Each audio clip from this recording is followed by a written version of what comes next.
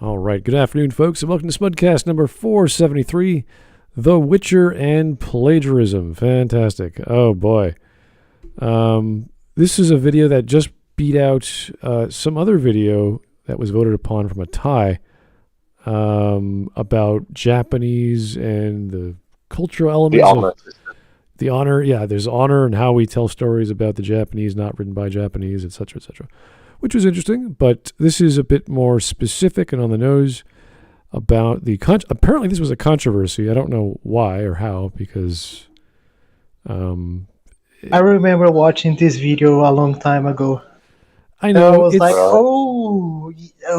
The Witcher is too similar to Elric. Well, to the point I was like, yeah, that's too much similar. Well, we're talking about fantasy elements.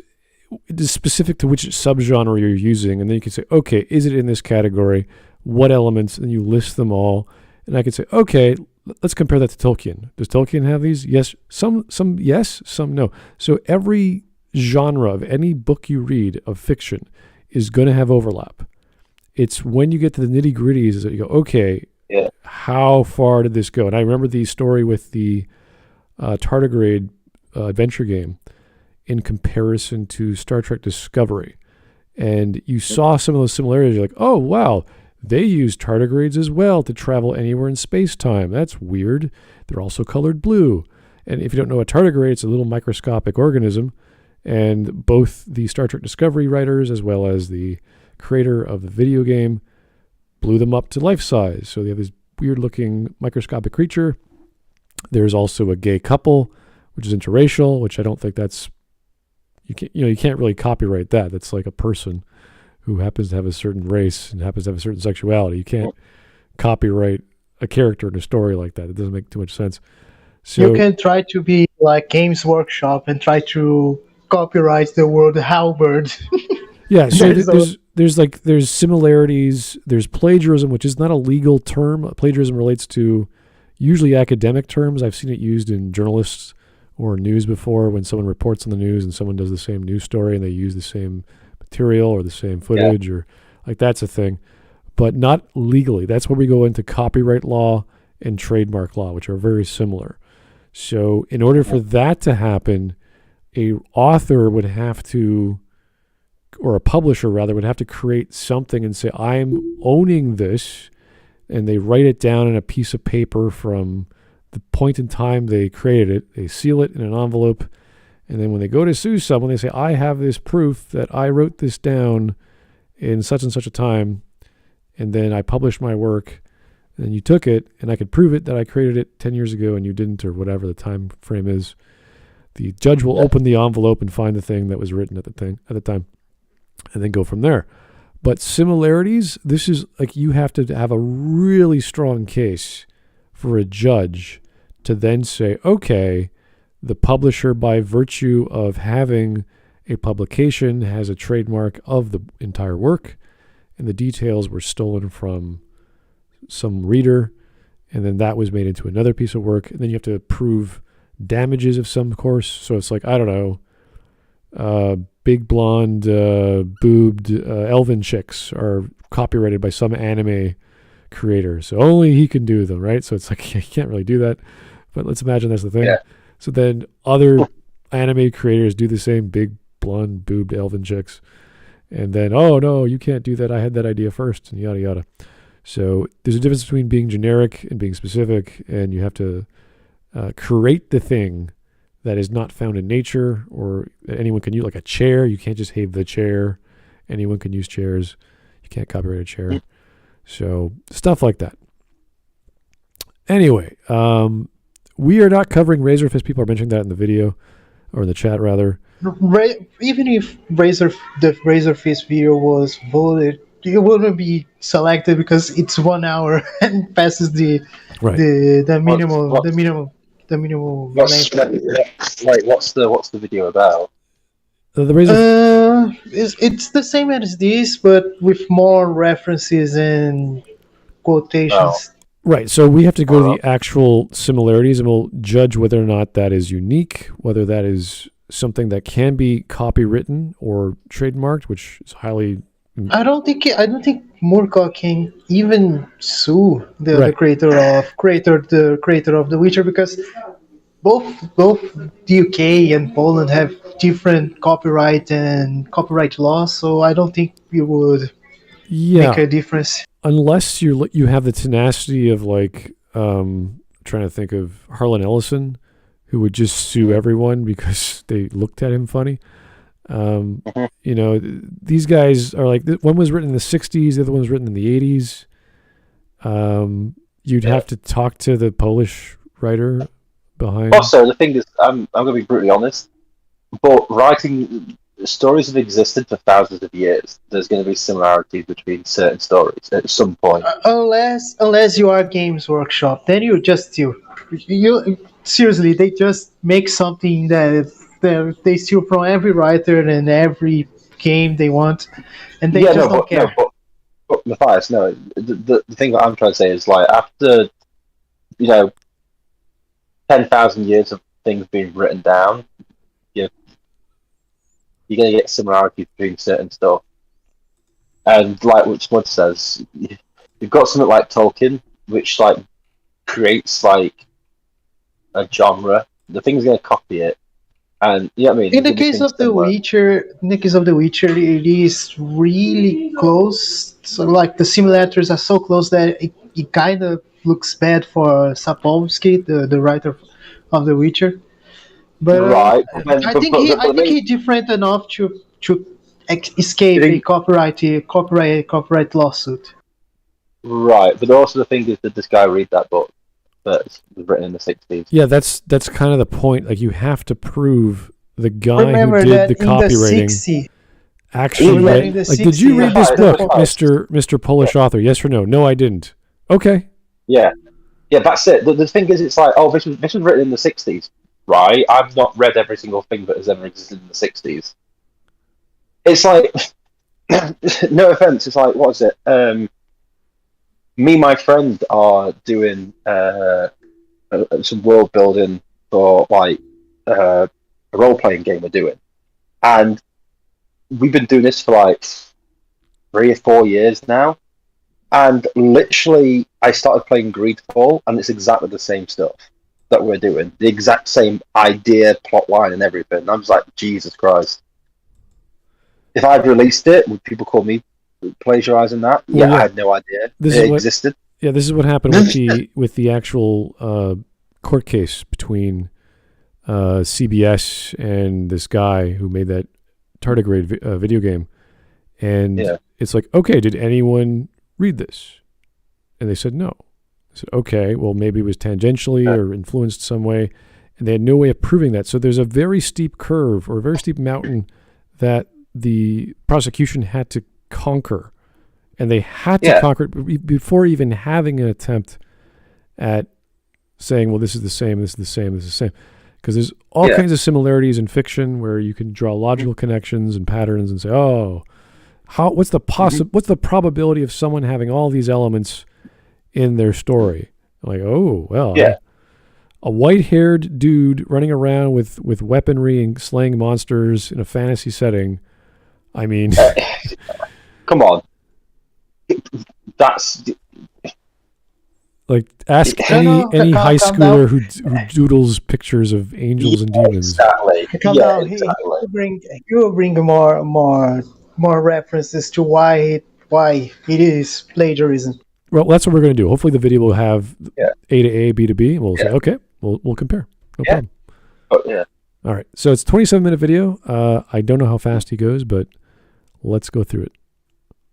The Witcher Netflix series is right around the corner, and with it, it will introduce millions of people to Geralt of Rivia, sparking interest in the now best-selling book series of the same name, as well as getting gamers interested in the also best-selling game franchise. Very soon, everyone will know the name Elric of Melniboné. The character that, if he didn't exist, we probably wouldn't even have The Witcher.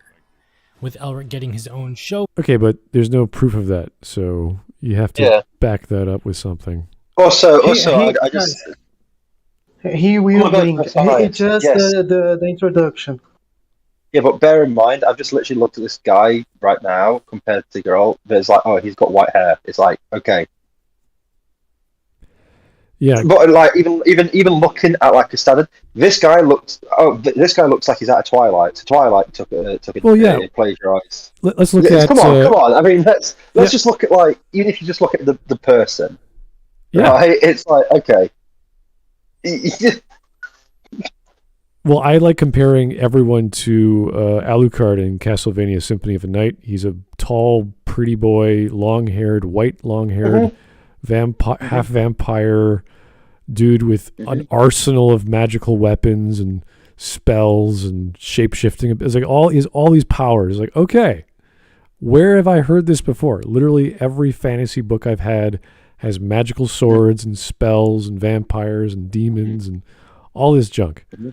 So yeah, is it bad when it's all together? Is it so we have to look at very specific things that say, oh, this is 1-to-1. You copied this over. Yeah, that's what we have to do. And like I say, you can't just say, well, he's got white hair, so it's a 1-to-1 copy. It's like, come on, man. It's like you need a bit more than that. And it's a bit like he has a sword, right? Most people in fantasy have swords. Oh well, he hunts monsters. The people who fight monsters in fantasy all the time, and it's a bit like, well, look at him, and I've just looked at both of them, and it's a bit like Henry Cavill, and even the guy in the games, and even what he looked like for the books. It's like these two characters are, you can tell they're different already. It's like, for starters, Geralt even in the Witch Show has yellow eyes. Yeah, this guy has red eyes. I don't know. Okay. Yeah, I don't know how a judge would evaluate that, because we're talking about not just descriptions, but dialogue and plot points and plots. Yeah, exactly. But I'm just, what I'm saying is like, I've started it physical, right? Because you've got two versions of it. Physically already, it's like white hair. It's like, right. Yes. He is white. This guy's an albino. I think Geralt's kind of normal skinned. He has, not really. He has cat-like eyes. Yeah. They're yellow, I think. And it's all in the show. Yeah. Yeah, it's all done genetically. Like it's whatever. I never understood the genetic modification part, but whatever. Elric was born white and sickly, so he had to have drugs to keep him alive, and then he finds a magic sword which beefs him up after he kills intelligent people or intelligent beings. That's a weird requirement for his magic sword. It's a sentient intelligence sword called Stormbringer, and it's as a sister sword from the dragons. I don't know, there's all this stuff I don't know. Yeah, but it's very specific. Already there's a lot of differences I can already tell between these people, these characters. So unless you read both books and say, okay, yeah, there's certainly some similarities, but is that plagiarism? That's the difficult thing to prove. So just read here, Moorcock already did file a lawsuit against Sapkowski in 2017. I don't know if he's resolved it or not. Really? I didn't hear that. Well, considering the fact that you can't find out whether he resolved it or not, it probably means he hasn't resolved it. Because if he had won, he would have mentioned it. And if he had lost, they don't usually mention it. All right. So, anyway, let's keep going. Let's get on with the actual analysis. Yeah. Finally, and whenever that does release, the debate of Elric versus Geralt will no doubt be in full swing by then.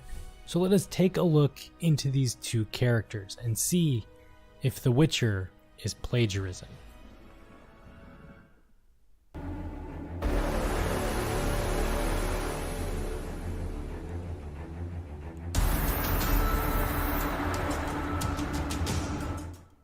The first Elric story was published in June 1961 with The Dreaming City, a tale that followed the albino as he sought out his beloved raven-haired love interest Cimmeril, fought his depraved cousin Irkun, and witnessed the destruction of his home Melniboné. After that initial debut, the author Michael Moorcock would write more Elric stories detailing his adventures as a wandering, sardonic sellsword with no particular allegiances, getting wrapped up in political strifes he had no interest in, killing monsters, traveling to other worlds and dimensions, battling evil wizards, and most importantly, getting laid. A lot. Then, in 1972, the self-titled novel Elric of Melniboné would be released. A prequel to the subsequent stories, it tells us Elric's journey from reluctant emperor to wayward sellsword. Just a small info. I searched it here. The chat was saying this too. Sapkowski did translate Elric, so he did read the books. Okay, that's a good indicator that it's plagiarism. That's the first hurdle. Did you read this? Yes. Okay, good. Okay. Two more novels after that, set between adventures, would also be published in '89 with Fortress of the Pearl and 1991's Revenge of the Rose. A collection of spin-offs would also be released. Get on with it. Yes, get on with it. What does this have to do with The Witcher? Well, did any of that sound familiar to you? A wandering sellsword, political nonsense, killing monsters, other worlds, evil wizards, and getting laid. A lot. Yeah, it sounds exactly like Dragon Age. Well, I don't know in the books because I do know the game has a lot of. I think the first game has a lot of sex. The second one, not as much. Yeah, I bet that. But I'm very disappointed. Yeah, the third game even less so because they focused on relationships more so. Yeah. So you'd have to really reference the book. Say, okay, or all like you could have a character who does exactly the same stuff. It's fine. It's not plagiarism. Mm-hmm. So you have to be specific.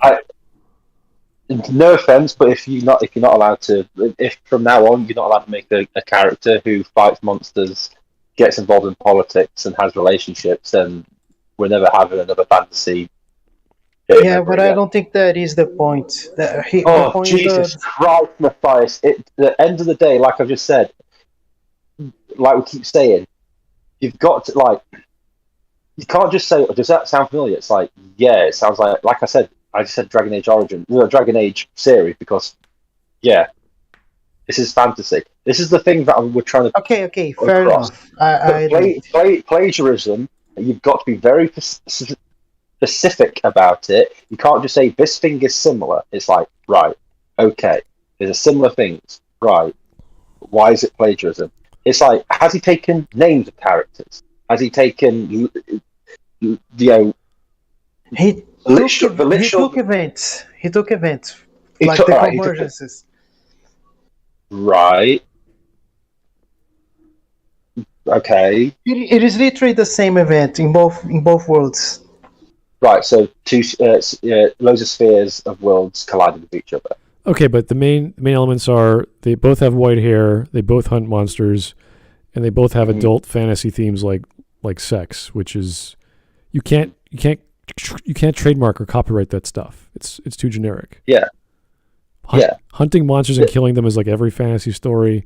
White hair is just a color. Having sex is just an adult element of humanity. So, politics is a thing that happens, regardless of whether it's like there's a lot of big differences. Like. Was Geralt an emperor who lost everything to become a sellsword? Okay. Because not from what I remember. I have a list of I could list them all. I'll do it later though because I want to see his list. I'll have one I found online, so we'll go over that later. Anyway. Okay, that's fine. Anyone who's read, played, and very soon watched The Witcher will no doubt see the similarities. This is where the plagiarism debate comes in. Is Geralt of Rivia and Elric of Melniboné the same character? Is the world of The Witcher a copy?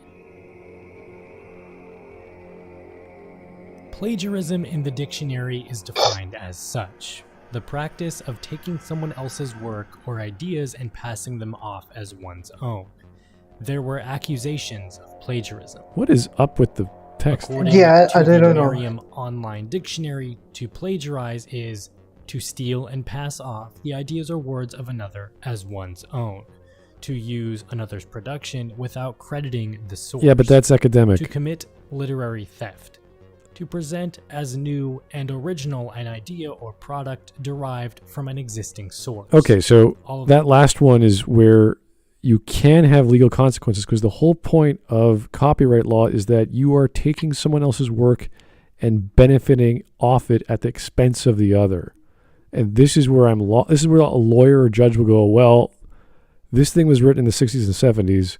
This thing was Witcher was written in the 80s and 90s. How is the popularity of that thing or those elements or those copyrighted things the elements that people want to read about in the 80s and 90s that they weren't getting, or suddenly now that because he has white hair and he hunts monsters and there's kingdoms popping up and they talk about politics, now all of a sudden he's I don't know, he's making money off Elric. Like that's here's a question. One of my favorite things to always ask is, so he did this play. How long has he been going on to this plagiarism thing? The person who made the Elric stuff. I don't know. I don't think he actually sued, but until Mateus said he sued in 2017, I've never heard of it. Right. So he's waited until 2017 to sue or do anything about plagiarism. Yeah. To me, I'll be brutally honest with you, this whole thing sounds like someone whose series who's getting a bit jealous of the fact that The Witcher is becoming incredibly popular. Right. And his series is not as popular as The Witcher. A person who, quite honestly, was perfectly fine with this Eastern European writer and this video game company making these things, but he didn't think too much of them. And then once he's realised that he can make a lot of money, he's gone, I could make money out of this. Yeah. And he's gone, oh, look, they've copied me. And it's like, right, why come I mean, like you said, if it was done in the 80s, why isn't he out here in the 80s going, oh, The Witcher's copied me? Exactly. This reminds me of the Demon with the Glass Hand lawsuit between Harlan Ellison and the director or producer of The Terminator, which as soon as The Terminator came out, or I think it was in production or whatever. Yeah, no, it was in production. Harlan Ellison sued exactly at that time, and he won. Yeah. Because whatever the reasons were, time traveling, cyborg from the future, stopping. Just research more. There was never a lawsuit, so he didn't even launch a lawsuit against The Witcher. Right. The Witcher's right. writer. So, and this is the thing. It's this is where I get what people are saying. The similarities. Oh my god, I'm not talking English today. I sound worse than you, Matthias. Jesus Christ. There's things that are similar. Things that are similar between the two things, and I get that. That's fine. But there's things that are similar in a hell of a lot of stuff. And what I'm trying to say is this whole plagiarism debate has really only come up, and like I've heard about it since The Witch has become really big and popular, and it just feels to me like people are saying, "Oh, these are the things that they're saying," but then at the same time, you can make a list of what's different, and that list will be equally, if not larger, than the list of things that are the same. Do you know what I mean? And now as well, that the Witcher TV series, they're making stuff, they're different to even the books and the game. It's a bit like there's 3 versions of The Witcher. Yeah. So, like, so The Witcher's changing. Are we saying that these things are plagiarizing each other? Do you know what I mean? Well, in that case, they have licenses, and the difference was... Yeah, but what I'm saying is that's how things work. Things are... So many... I think what people are failing to realise is humans have been writing stories for so fucking long now. I posted the definitions of the characters in the chat. All right. Just have a quick... Rightful Emperor of Melniboné, most powerful individual. Elven. Well, already you've got different stuff here. Just like orphan child of that family. Okay, I'll wait up. Weakling who needs to. Okay, let's go. Elric. Rightful Emperor of Melniboné or Born or whatever it is. the most powerful individual in all of the Young Kingdoms. Elven, albino, weakling who needs to sustain himself with either drugs or stolen souls. Mightiest mage in all the Young Kingdoms, worshipper of the Chaos Gods, frequently stupid, bound symbiotically to a soul-eating sentient sword. One aspect of a champion eternal, a multiversal hero. His people have ruled the world for 10 millennia. Rides dragons and sometimes even weirder craft. Has few friends or acquaintances, mainly with him and Moonglum.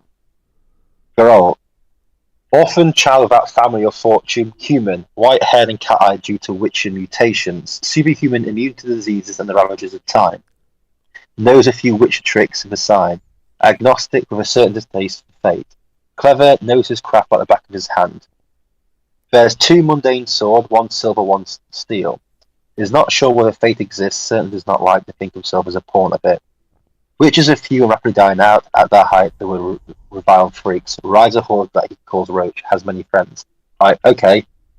There's already differences. Just in that 2 comparisons there. Right. And see, this is what I mean. It's alright saying this things are similar. Well, like I say, always look at what's different. There's already plot. There's already things like even the histories of people. It really is coming down to, and I'm being honest here, it really does feel like it's coming down to, this is a fantasy setting, this is a mature fantasy setting with a white-haired guy. And I think that's where everyone starts with, and then everyone bends stuff around to try and fit this narrative. That they obviously just copied each other, they're obviously plagiarizing each other, all this, and that's what it feels like. And it feels like it's something that's being done because The Witcher is now popular, and people on the internet are contrarians who like to hate stuff. And I'm not even a fan of The Witcher, and here I am trying to defend it. All right, let's go into his points. That was the list I had as well, so yeah, that was pretty good. All right. The following are considered plagiarism: turning in someone else's work as your own, copying words or ideas from someone else without giving credit, All academic. failing to put a quotation in quotation marks, Definitely academic. giving incorrect information about the source of a quotation, changing words but copying the sentence structure of a source without giving credit, copying so many words or ideas from a source What is up that with it this makes up text? the majority of your work, I don't know. whether you give credit or not. So now that we know what plagiarism is and how to define it, let's look at the evidence. With this, we balance on a thin line of work being considered inspiration or plagiarism. First, let's look at the source of the controversy more closely. Elric. Spoilers ahead.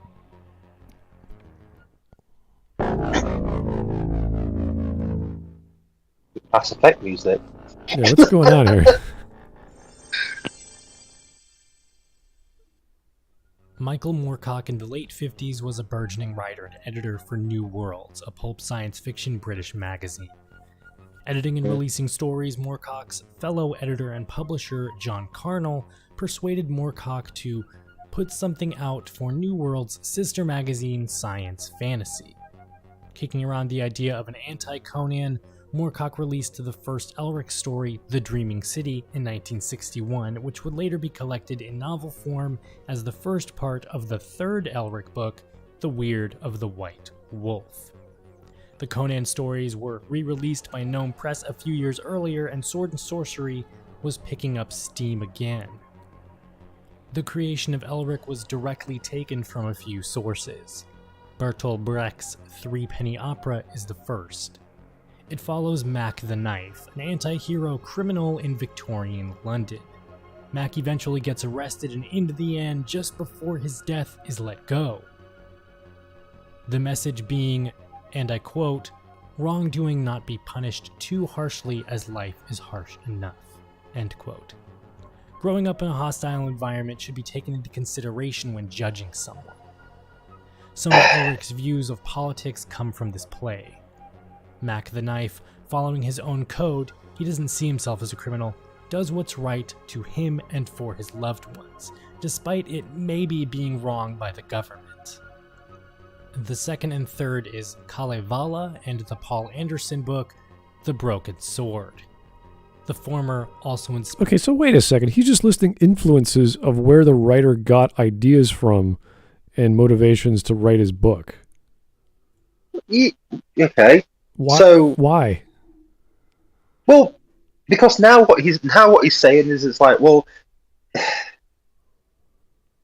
right. So his thing is like, so he's explaining the history of Elric, which is okay. That's fine.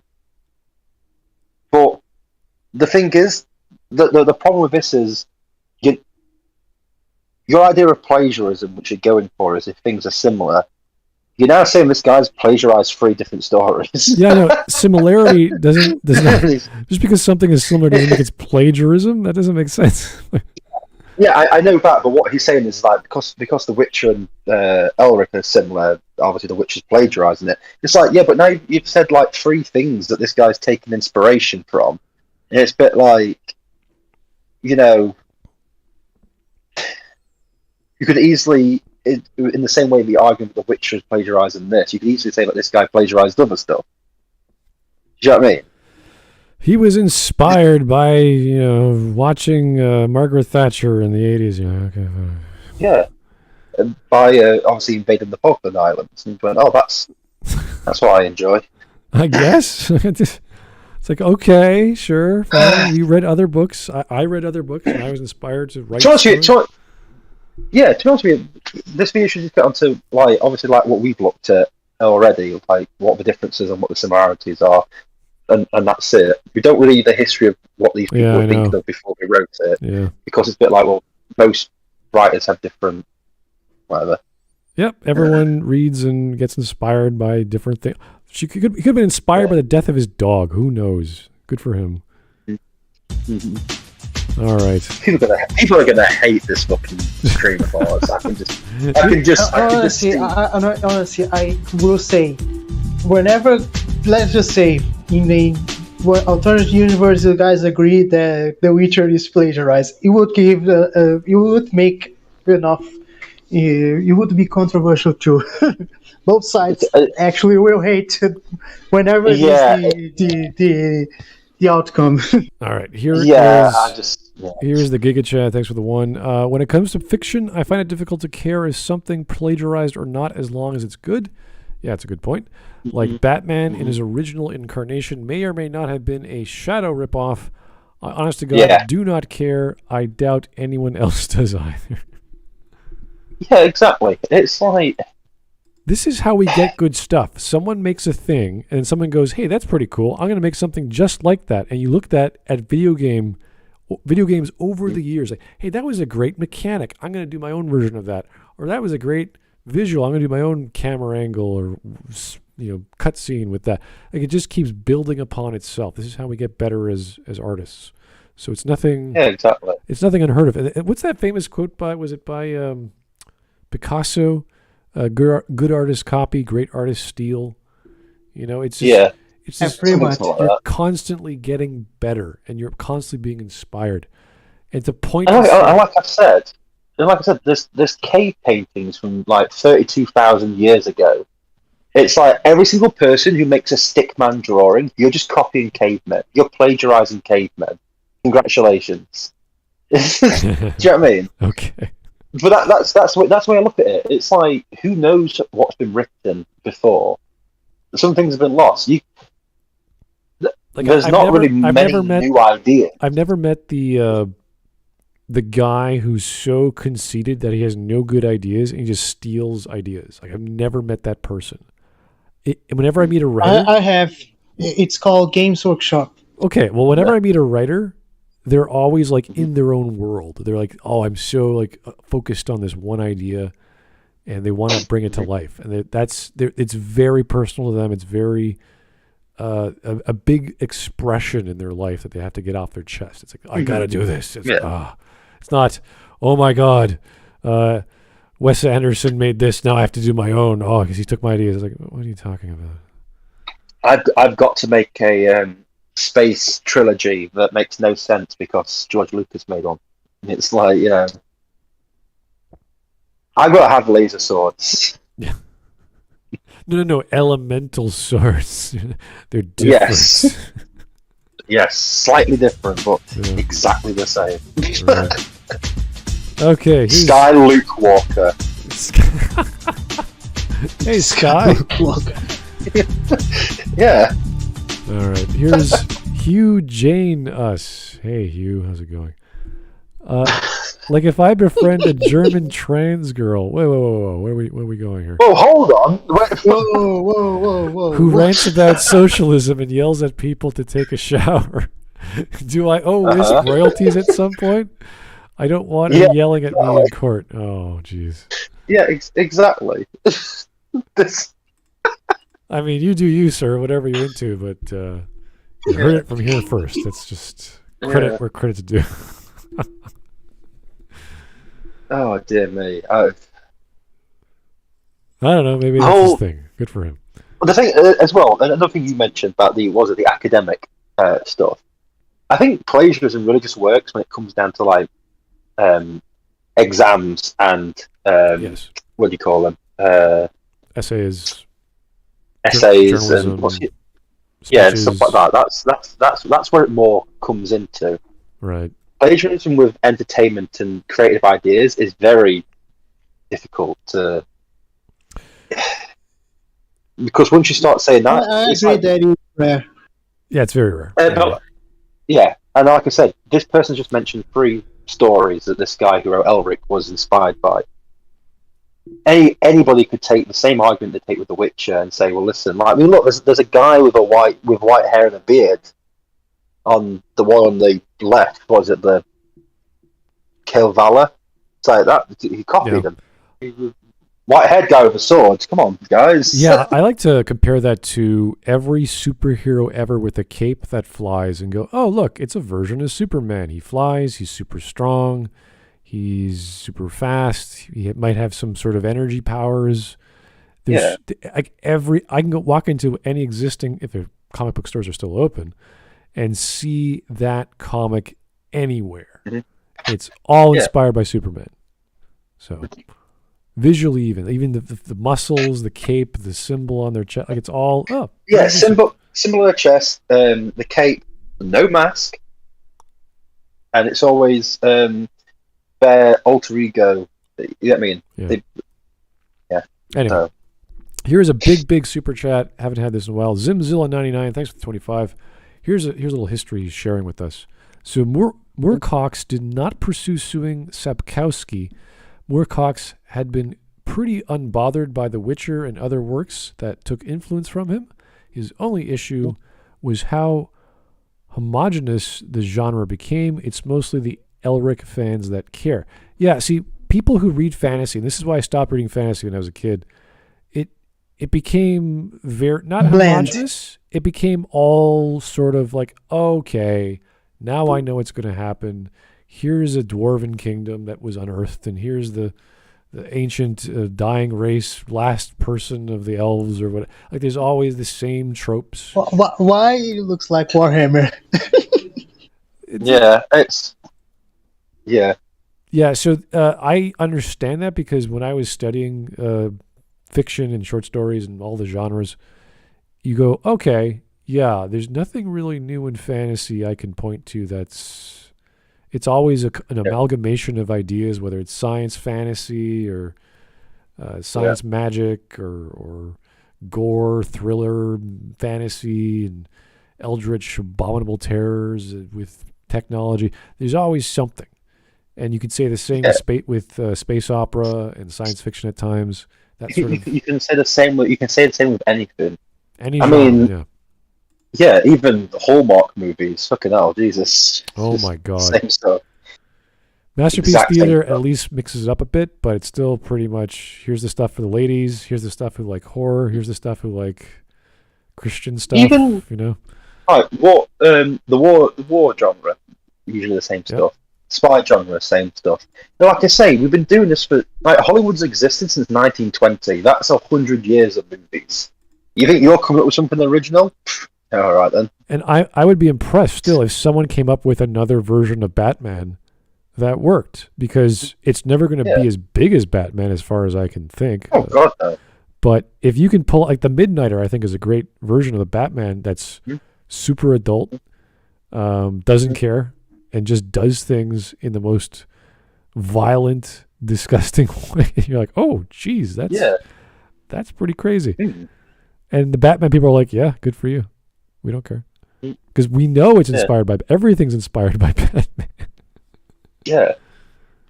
Anyway, back to the video. Whatever why he's talking about inspiration, we don't know, but that's fine. Inspiring the latter. Kalervo, the character from Kalevala, is a tragic hero and a sorcerer much like Elric.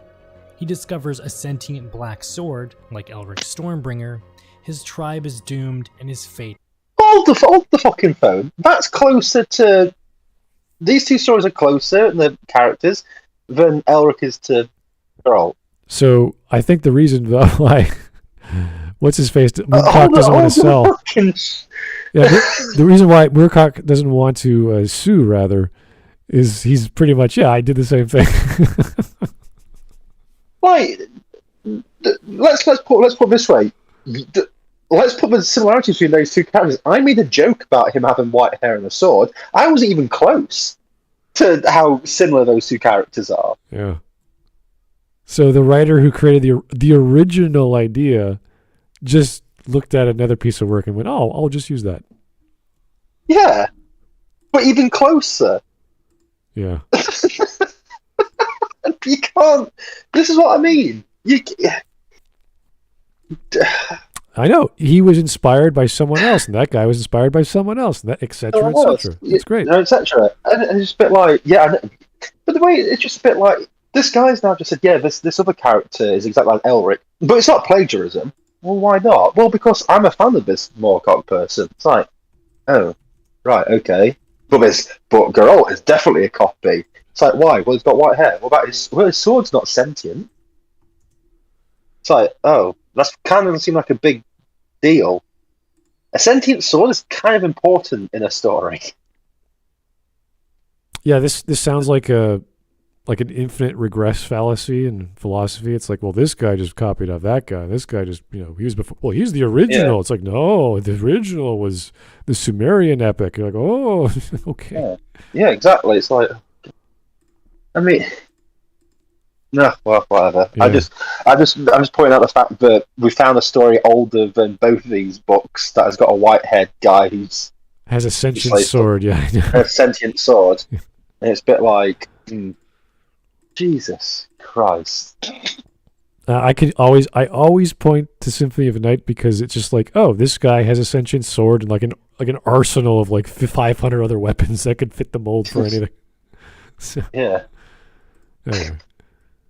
Is to die. Spoilers for an ancient Finnish epic and a 40-year-old book series. There's incest. Elric and his love Cymril are cousins. Kalervo, although unknowingly, sleeps with his own sister. Lots of brooding. The snippets I've read of Kalervo, as well as Moorcock outright saying it, it's easy to see the parallels and the overall layout of Elric's saga. So, plagiarism by your standards? We don't know yet. He just described okay, right. So plagiarism by Elric fanboy standards. All right. If you could, do you know what I mean? So it's like the people who are complaining about Geralt being a copy, well, The Witcher being a copy of Elric. Well, now we can see the fact that whatever this one is called, is he plagiarizing this older story?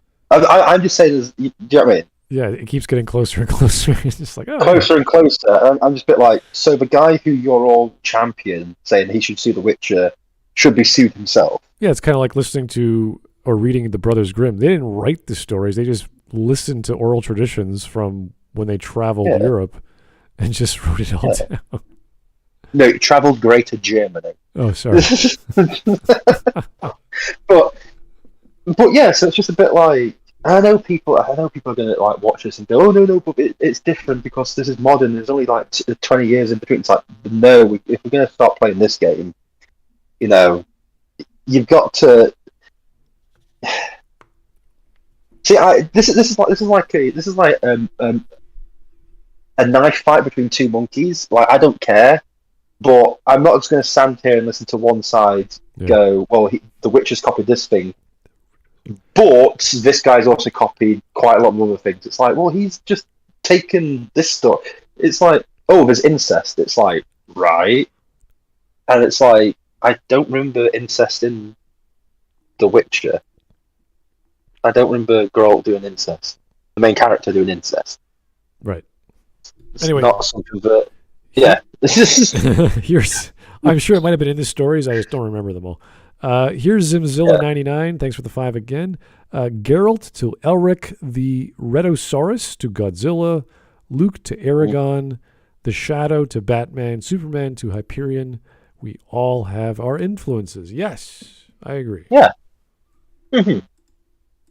All right. So, let's keep going. Ancient myth. Something that authors have been drawing from for years.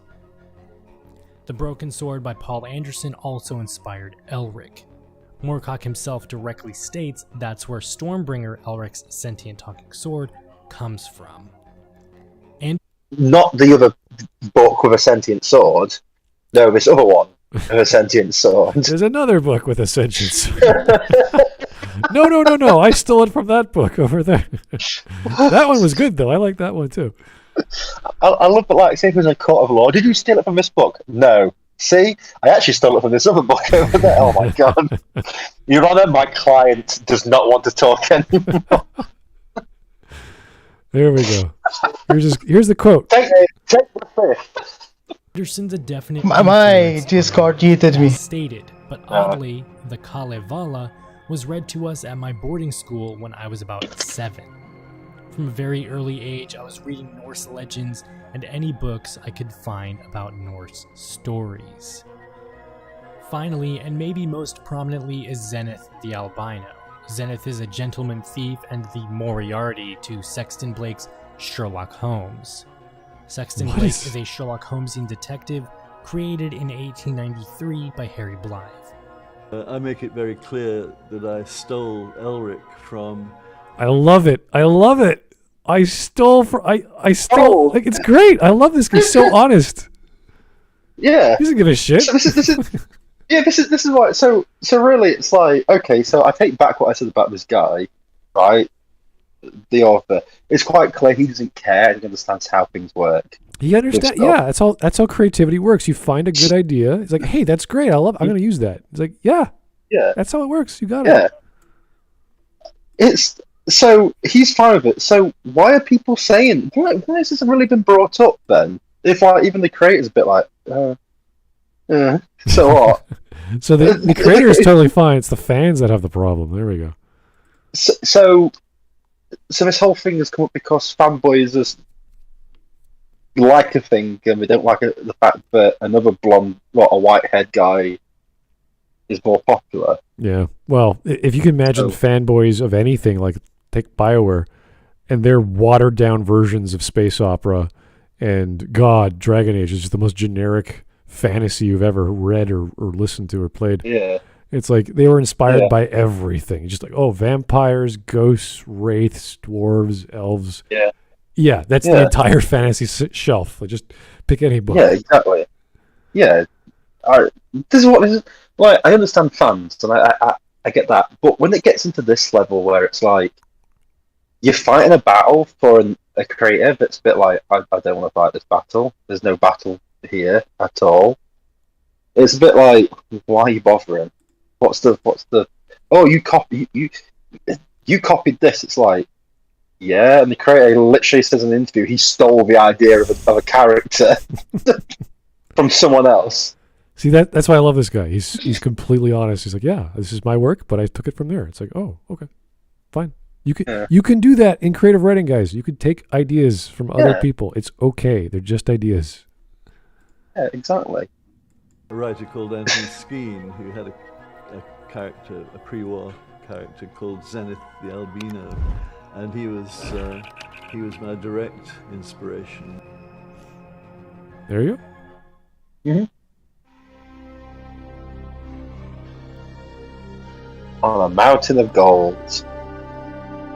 What? What are we talking about?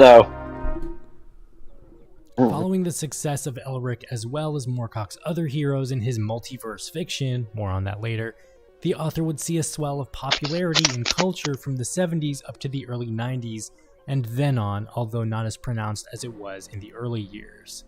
A plethora of rock bands would be inspired by Elric.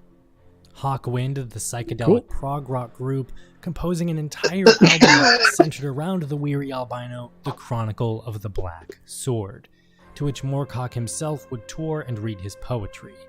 A live concert was recorded for video, and an album was released of said live performance. Other bands like Diamond Head would release a concept album about Elric as well, or songs inspired by him like Blue Oyster Cult's Black Blade. Guess what? I got a fever. What the hell? And the only More prescription cowbell. is more cowbell. What? Tigers of Pantane What is- took its name from Moorcock's work. What was that about? What's It an was a joke joke. about more cowbell with the blue oyster cult? I don't see why we're talking about how popular he is, but fine. That's fine. I don't care. People, other artists. So what he's saying is all these musicians plagiarized Elric, and he can sue them as well. Yeah, Stop reading poetry. Sue them. They made money off their inspiration of reading a book series, and the author went, "Cool, can I come on tour with you?" Sure. I bet it was like that. Yeah, I'm on tour. The with thing this is, the bands gave the said Elric was an inspiration. The writer for The Witcher never said the Witcher was Elric was one of his inspirations. What? Even though he translated the books and it was clearly heavily influenced by. Yeah, see, that's called bad form, but it's not unheard of to not say your inspirations. Like when I write a story, I remember saying to my circle, it's like, "Hey, do you guys want to know where I got all my references and my ideas?" They're like, "No, we don't care. It's fine." Because it's all in my head. It's all how I come up with ideas. They don't care about how the sausage is made. They just want to know if the sausage is any good. Yeah, in the case, but in interviews, people ask it, "Oh, is Elric your influencer?" He said, "Nah." Oh, then that's fine. Yeah, that's totally fine. Yeah, that's just He can say whatever the fuck he wants. To be honest with you. I mean, I think it is stupid, to be honest. No, at the end of the day, it's like that. Is Elric your inspiration? No. It's like, oh, right. Who is? I'm not telling you. I just make my stories. Oh, cool. Moving on. Elric fanboys. No, you've got to tell us. He's got white hair. I just seen you're gonna piss off a lot of people. Yeah. Oh. You know what they can do? They can cry into their pillows tonight. I don't care. All I'm gonna say is, you can just go back to Kavhala looking fans going, yeah, but my character's got white hair and they're sentient. So, like we said, it goes backwards and backwards and backwards and backwards. Don't think the thing that you follow is the most original thing in the world. You'll find that someone's either exactly the same or already done it before. Yeah.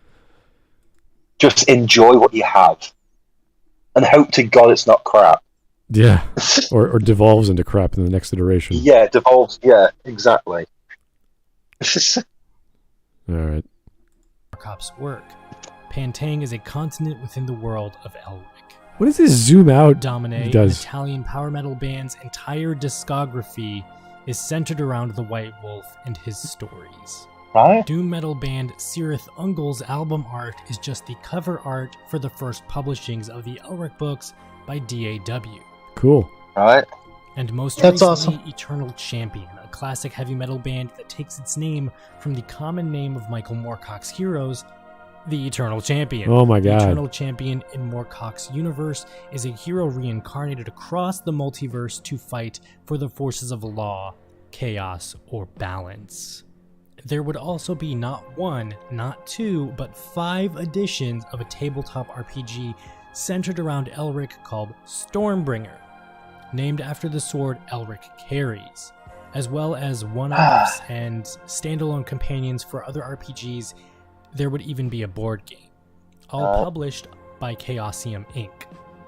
Those would be discontinued only for Mongoose Publishing to pick up where Chaos Right. left off and publish Elric of Melniboné using the RuneQuest system.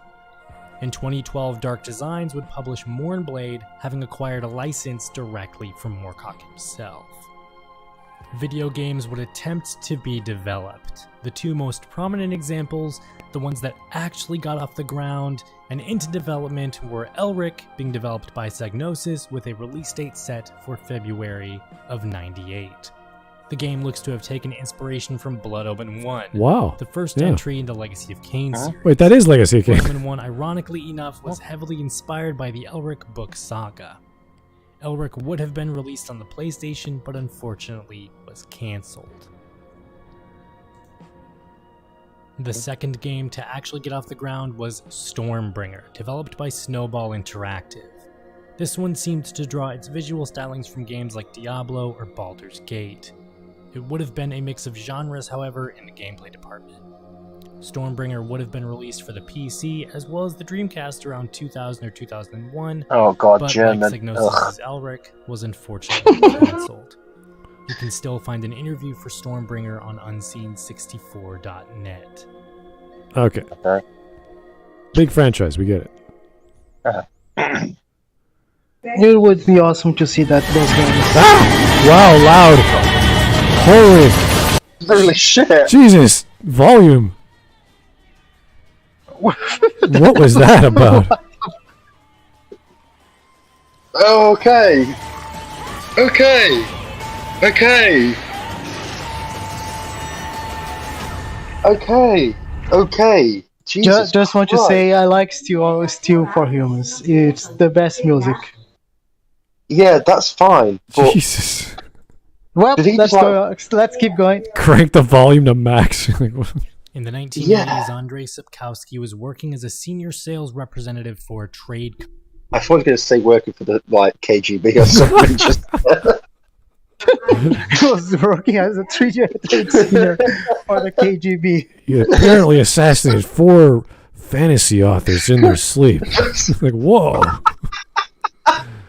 He must be really How the good. USSR can destroy the. He took the secret documents, which ended up being the initial inspiration for his stories. it's like this author comes home. You see him there, like stirring tea. So I heard you've done a book with a sentient sword. Yes.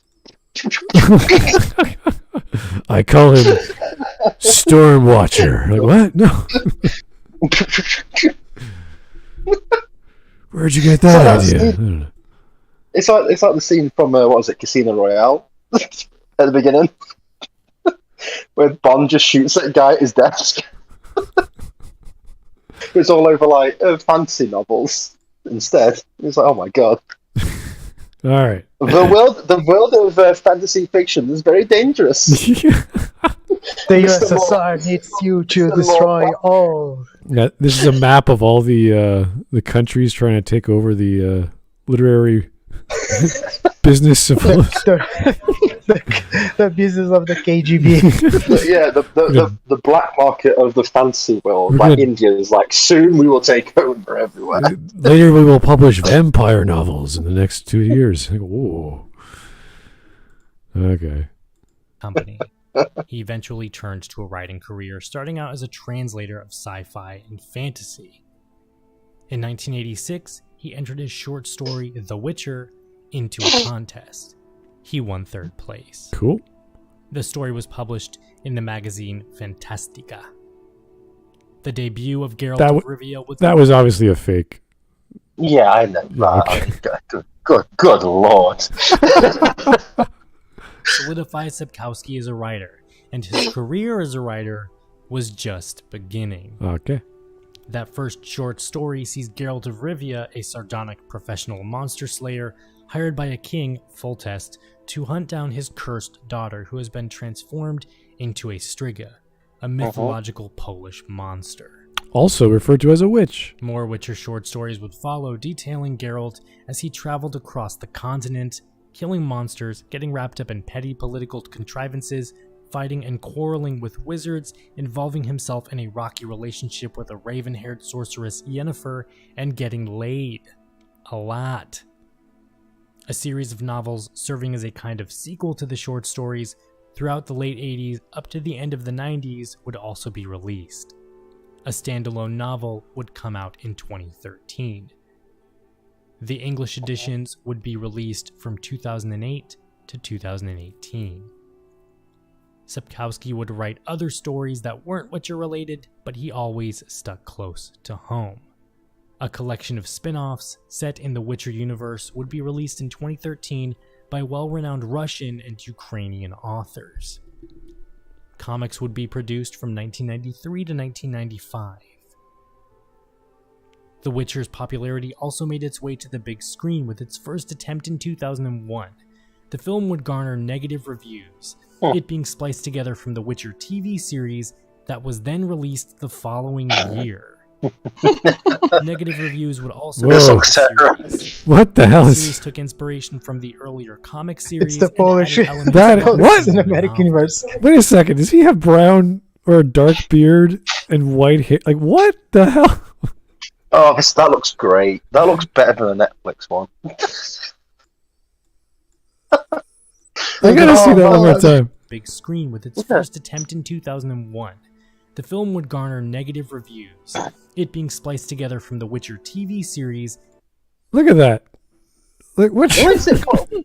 Why is that? Why, for some reason, I just see it. I just see like Kit Harington from Game of Thrones just put in like wearing Daenerys' wig.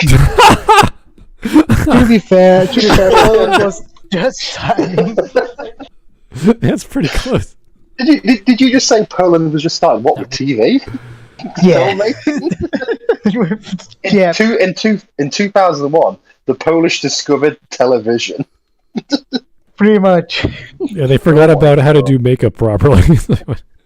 Yeah. Put a wig on and you'll be fine. Yeah, you'll be fine. That's great. Oh boy.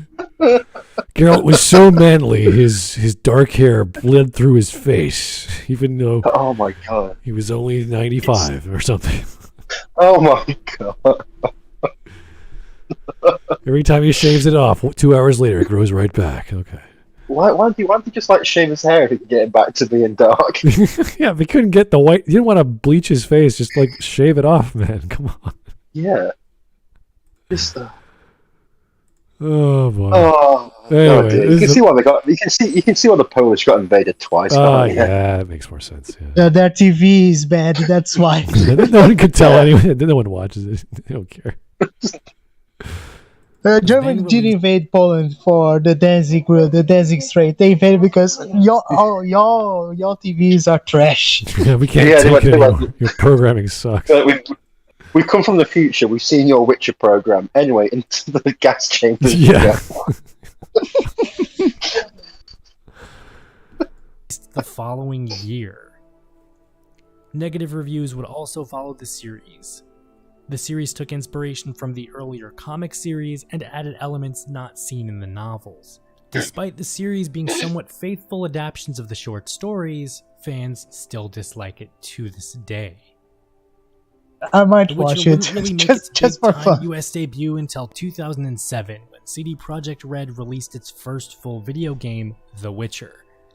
CD Projekt Red started out as a distribution company and after acquiring the rights from Sapkowski, proceeded onto creating games. The Witcher 1 would go on to be a smash hit, gaining award after award, and finally, the USA knew who Geralt of Rivia was, the White Wolf. Long story short, it was a massive success.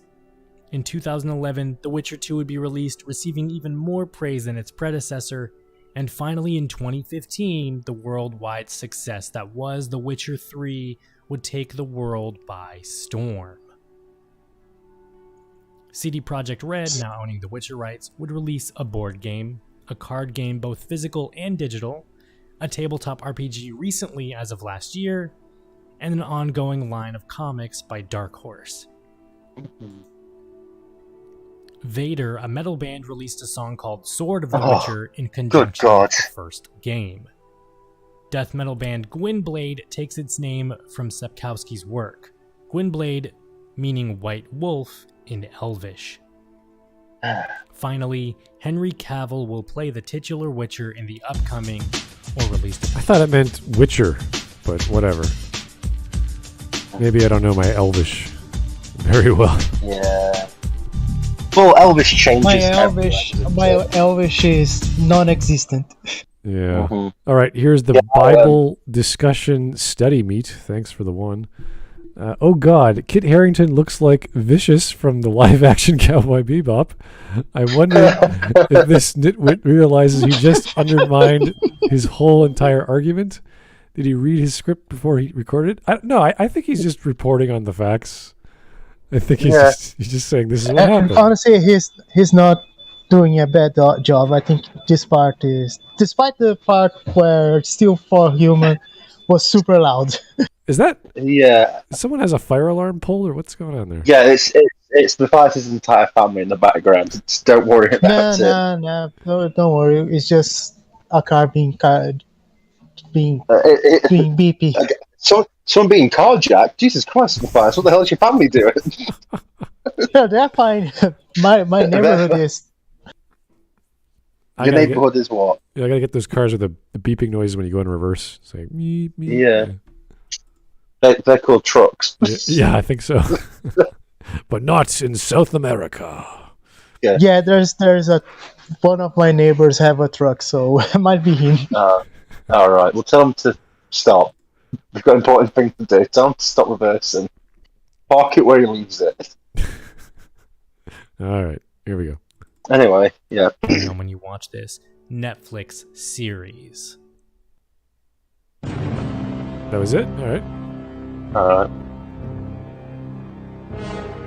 Also, just you have that last image just then. That looks similarly like the Arashock. Let's rewind it. With the red. When you just watch a little this bit of Netflix series. The pause here with part 3. Yeah. It looks like you just have a quick look at it. Oh yeah, the horns, yeah. What's the name of the character? Arashock. The Arashock from Dragon Age 2. I was just saying, I just saw it, I was like, what the hell is that guy doing here? I went, oh no, it's not the same character.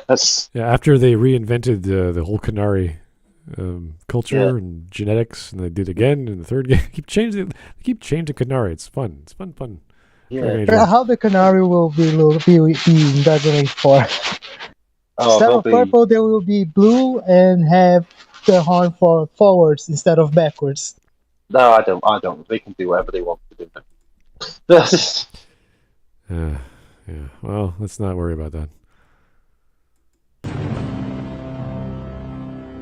So this is the whole point of this video is this section. Right, let's go. We've wasted 16 minutes. Let's do it.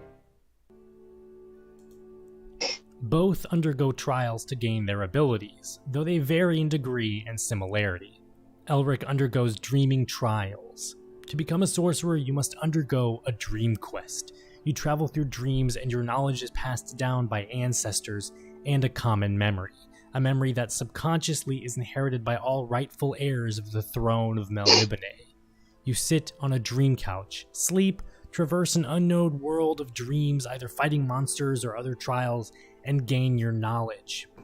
Though when you awake, you forget how you acquired such knowledge. The trial weakens you, and you need to administer herbs and potions to recover. Geralt undergoes the Trial of the Grasses, series of tests and experiments with potions and herbs that give you your abilities. I underwent the usual mutation there, through the trial of grasses, and then hormones, herbs, viral infections, and then through them all again, and again, to the bitter end. Apparently, I took the changes unusually well. I was only ill briefly. I was considered to be an exceptionally resilient brat, and was chosen for more complicated experiments as a result. Okay. So, completely different then. Yeah, so the idea of having heroes go through a trial or have a childhood where there was some painful experience or trauma, that's not just fantasy. That's pretty much every adventure story, any coming-of-age story, anything. Or any mythological story. Pretty much any hero's journey starts with the trial. So in this case, Elric had a dream quest where he had to learn magic, and then he took drugs afterward to keep alive. And then with our man Geralt, he, as a boy, he was tested on, experimented on, and injected with all kinds of nasty stuff. So one is magical, one's more scientific. Yeah, but completely different. Yes. As in, like, the use of herbs is the only thing that's similar, as in, like, stuff is like, right, okay then. People drink things. People consume things for their health. Yes, this happens in life. Thank you. Yeah. Oh my God! It's crazy. So similar. They eat vegetables. They're broken down into powder. You saying you consume edible things to stay alive? Yeah. Wow, you're plagiarizing so many different stories there, mate. And you have different edible things when you're sick. Like, whoa, you're blowing my mind. Anyone who has a sardine sandwich is plagiarizing Jesus. Oh. So. I have. All right. Wait, there was no sandwiches in the ancient world. Bread and fishes. Are you retarded? Jesus Christ! Do I have to explain all my bad jokes? Seriously. We shall divide these loaves of bread. What? We don't have loaves of bread, Jesus. What? Well, what the hell you call that over there? Oh my God! That's unbelievable. That's unbelievable. Matthias, actually, we didn't have sandwiches back in the olden days because they couldn't slice their bread. You know what? Of course they sliced their bread. People didn't just shove the whole loaf of bread into their face. The Israelites were like, "What are you doing? That's not how you eat." Just smashing their heads face first into like piles of bread. We don't know how to eat. Oh boy. All right, let's go. Jesus Christ. Each character is not without emotions. Melnibonéans in Elric's world are a heartless, sociopathic society, bereft of feelings like sympathy, empathy, and other emotions. Elric is the only one of his kind who has feelings. It makes him moody, brooding, and cynical over time. The events in his life further these emotions. He's a special case amongst Melnibonéans. But his reading has also taught him to question the uses to which power is put, to question his motives, to question whether his own power should be used at all, in any cause. His reading has led him to this morality, which, still, he barely understands. Thus, to his subjects, he is an enigma, and to some, he is a threat, for he neither thinks nor acts in accordance with their conception of how a true Melnibonéan, and a Melnibonéan emperor at that, should think and act. Geralt, likewise, is a special case amongst Witchers. It's said Witchers are also bereft of emotion, unfeeling mercenaries who are purely professional. Geralt is the exception. He also, like Elric, is... I don't know if that's actually in the books, but if you've ever played the Witcher games, a lot of the Witchers have plenty of emotions. So yeah. Also, a big word that's not used to explain to describe Geralt is a psychopath, a sociopath. Is it a sociopath? Was it? Yeah, no, he's not. Sociopath. Yeah, he's not crazy. He was a sociopath. Yeah. Yes. So that was used to explain. So there's already big differences because that one word is a very important word. Yeah, he can't cry. There's certain things he can't express because of the drugs and what have you, the conditioning, but he does have emotions, obviously. He does love people. He does get angry. He does want to kill people at times. So he's not just like completely stoic and uncaring. Yeah. Mm-hmm. And the same is said of the other Witchers as well. They get angry all the time. They laugh. They cry. Not physically, the tears don't come, but they get sad. So I don't know. I mean, there's a scene in the newest Witcher where he comes across one of them who's died, and you can tell he's upset. Right. Because he can't express it. Now, he just looks exactly the same, but you can tell. Yeah, this could be a problem of translation from the books to the games to the show. So I could be wrong. I don't know. I haven't read all the books, but I'm quite sure Geralt is pretty average, but better than most. He's a legend amongst the other Witchers because of his notoriety, not because of his physical prowess or his emotions. Yeah. Yeah. Is moody and brooding and sardonic. Some say Those are Elric emotions. is more of a drama queen than Geralt, but let's not forget there is even an entire chapter in The Last Wish, the first collection of short stories, with Geralt monologuing about his angst, his wants, and his desires. Both characters also have a tendency to philosophize about the political or ethical nature of the world and of humans, religion, and destiny or fate.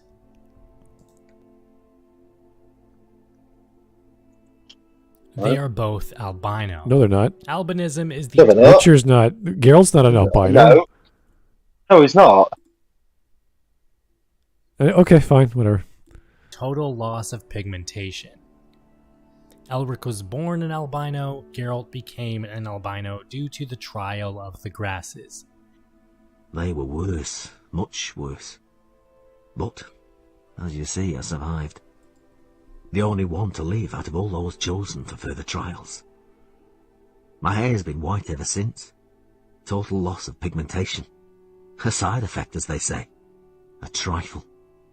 That's something the games did not make. I think Geralt was pretty much look-alike with the other NPCs. No, here's another thing. When he went loss of pigmentation, he didn't mention skin pigmentation. He mean like the color of like the hair. Well, this could be a translation issue from the books. The books might have stated it, but it wasn't in the game and it wasn't in the show. So yeah, your mileage may vary depending on what you read. And the thing is, it's like I'm looking at all these book stuff and everything like that. It's like he's not looking very white. He has a very grungy look to him. Yeah. So I'm just taking all like evidence that I've been shown of the books. It's a bit like. Yeah. So let's be fair and say the book might have it. I can't remember where, but the show and the games don't. Yeah, and then like they later both have books. white hair, white skin, and strange, unnerving eyes, and are physically tall and thin.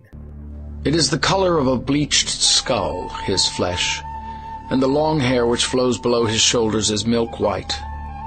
From the tapering, beautiful head stare two slanting eyes, crimson and moody, and from the loose sleeves of his yellow gown emerge two slender hands, also the color of bone. See, it sounds very, very much like he's describing a vampire, where you would say he has red eyes and white skin and white hair, and it's like, okay, yeah, he's some ancient creature. Yeah, he probably because in Elric, this means that he's cursed. Yeah. He is the one who will bring the end of the Melniboné Empire.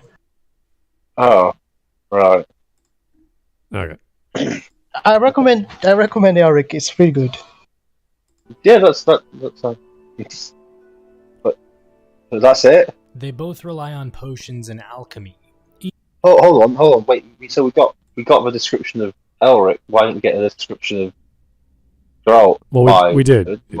It was And we did from both. Yeah. With the audiobooks. Yeah, no, the audio books didn't mention.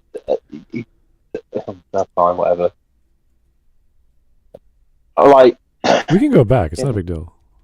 yeah, no, that's fine. I remember him talking about his hair being white, but we moved on, and as in like, never mind, it's fine. The only one to live out of all those chosen for further trials. My hair's been white ever since. Total loss of pigmentation. A side effect, as they say. A trifle. They both. So yeah, as you said, just his hair. Yeah. They both rely on potions and alchemy. Each are an accomplished alchemist. Elric relies on potions due to his weakness. Being born an albino makes Elric frail. He can barely move without them. They enhance his strength, agility, and overall physical prowess. Geralt also relies on potions. Geralt physically is stronger and faster than your average. See, this is something that in the later games they retcon, because here you can see that Geralt is albino. Okay, but we're talking compared to just talking about the game, not comparing Elric with the Geralt. Right, but the first game he is albino, and in the later games they gave him some pigmentation. Right. If the regards to the potions, Elric starts off with potions, and then he gets the sword, which he uses it instead. Because, I think he'd have 2 swords too. Well, there are 2, but he just has the one. One that is alive and one of steel. Right. So the sword, after it kills an intelligent being, it replenishes, like it gets Elric stronger. So there's a lot of those arguments online, like who would win a fight because they're so similar. It's like, well, yeah, if Elric was like just finished killing a bunch of smart super guys, and he'd be really powerful. He'd just squash whoever he came across next. So with Geralt, though, he's actually consuming poisons, and they help him with a specific task for monster hunting because that's his job. So, and we saw that with trailers, and he's spitting blood and he's hurting himself. So in the game too. Yeah, in the games that we have the toxicity bar. Yeah, you can't drink too much or you die. So it's like, okay, you have to be careful. So one of them is for his health, the other one kills him, and it's for his job. Human. Unlike Elric, he doesn't need potions to stay standing up. Geralt does, however, need them to survive. Geralt does not need them to survive. It amplifies whatever thing he's trying to do, whether it's see in the dark or see the magical wisps of energy, have his blood taste like fire or whatever poison that when a vampire bites him. So he needs it for a specific task. Outside of that, he's already superhuman. Whereas Elric is weak and about to die unless he drinks potions or uses his sword to kill someone. Little difference there. Well, a lot. Yeah, it's like a huge difference. The exact opposite of health. Yeah. Yeah, it's like almost like these two characters are completely different with each other. Yeah, they both drink magical or herbal remedies to help themselves do their job. Oh my god! It's like the Warden from Dragon Age. He drinks herbal remedies and stuff to help him. It's like all other characters in video games and other things. They drink stuff to help them. Yeah. Oh boy. The broken new grass. It's never been done yet. Before.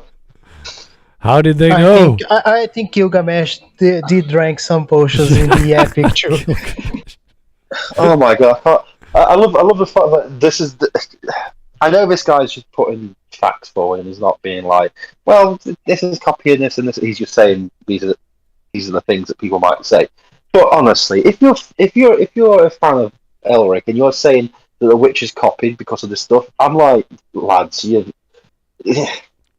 it's not a battleground you should be going on to. Yeah, this is because this is like a fight that should not be going on. This is like taking any trope or any pattern in fantasy, saying, okay, there's monsters, great. There's magic, great. There's potions, great. How are they used? The exact opposite way.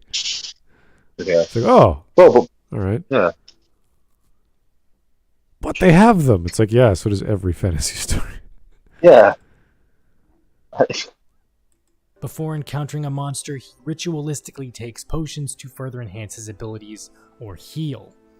In the Witcher video games, Geralt outright needs them to live and just to... No, he doesn't. No, he doesn't. No. Okay, that's something that he got wrong. He doesn't need to drink the potions to keep going. You just drink the potions to seek you to bring up your health. That's it. Depending on the difficulty. Don't get hit then. Get good, scrub. Jesus. Yeah, the way you play on hardest difficulty is you have to properly understand when to use your potions, when to use your glyphs or the oils. The magic. So everything, and your oils for your weapons. For the sword. Yeah, so he uses them to amplify what he's already good at, unless it's something specific like a ghost or a vampire, then he has to use specific kinds of weapons and oils and magics. Yeah. So a little different there. Stay standing. You can barely get through a fight, even on normal difficulty, without dying, unless you take... Are you kidding me? Normal difficulty is a breeze. No, you can win pretty easily on normal. Can you go back to that? I've already seen my video of the player. What did he say? Okay, sure. Yeah. Sorry about that. Need them to survive. Before encountering a monster, he ritualistically takes potions to further enhance his abilities or heal. In the Witcher video games, Geralt outright needs them to live and just to stay standing. Okay, so if you guys have ever played this, I think this is number 2. I can't quite tell. I think it might be 2. Yeah, that's number 2. Yeah. That's the second game. All you need to do is max out Gwen, which is the shield, and it's ridiculously overpowered. The guys attack you, they get hit by lightning, and it chain lightnings to other guys. It's. I think Gwen is like that on the third game too. Yeah, it's so powerful. It's just like you just pop it on every time it goes down, and you're just pretty much invincible. I max out Igni, and I think I max out Gwen too. Yeah, it's all you need, really. Unless you're fighting wraiths or whatever, then you need specific spells. Then you need Irun, if I can't remember. I don't know all the names, but I just remember that because it was like every fight you're in Witcher 2 was pop the shield and just roll around, do an attack, roll around, and if you get hit, you're okay. Your guy hurts himself. Barely get through a fight, even on normal difficulty, without dying, unless you take potions. Each carry a rune sword. Elric acquires Stormbringer, a black sentient sword that may or may not have a demon or be a demon in sword form that eats the souls of its victims. With this sword, Elric no longer requires the drugs used to sustain him. He will, however, still take them to further enhance the strength given to him by Stormbringer through its leech relationship. Elric occasionally carries a normal steel sword in some stories. Geralt carries primarily 2 swords, one steel for humans and silver for monsters. That's only in the games. In the books, and I think in the series, it's only one sword. Well, he has one on him, and then he keeps the silver sword on his horse. Yeah. So completely different, but. Well, you could say there are runes on some silver swords, but that's more of a game thing. In the books, I believe it's just a silver sword. Yeah, but it's still one of those things. A bit like there's a big difference between a silver sword and a sentient sword. Yeah, that sucks souls and gives you strength. Yeah, it's a bit different. Yeah, there's this huge. Like, you can't just say, "Oh, well, he uses a silver sword for monsters." Yeah. It's exactly like Elric with his sentient sword that sucks souls out and is probably possessed by a demon. It's like, I'm sorry. Well, let's also consider the concept of having a magical sword in a fantasy setting from your protagonist. Like, wow, I've never seen this. He must have stolen it from Mr. Moorcock there. It's like, oh, really? Yeah, magical sword, huh? Okay. Mm-hmm. The silver being enchanted with runes in some instances. The possible inspiration for the rune sword might be Sapkowski taking old Slavic myth, as rune swords are common amongst European myth. Arthurian myth also might have a hand in that Excalibur, some versions, is a rune sword with special abilities. In this case for Geralt, silver is a common weakness for monsters. Each character is in love with a black-haired sorceress. Oh my god. For Elric, it's Cimmeril, Michella, and finally Zerozinia. They are all 3 strong-willed women. Yennefer, if you haven't seen the pattern yet, is raven-haired, strong-willed woman who has the heart of Geralt. So far, all of these have according to... So 3-1. You see a difference there with math? Okay. Yeah. God. Oh. I think he's going to bring his argument right now. All right. Okay, well, hold on. But then, like, Geralt has also Trish as well in the video game, and also in the series, and she's a redhead. Unless it's explained that Elric loses his memory from some sort of wish from a genie, you know. It's like, okay, then you're telling me something. But other than that, no, 3 is not 1. Thank you. Yep. Some just been superficial similarities.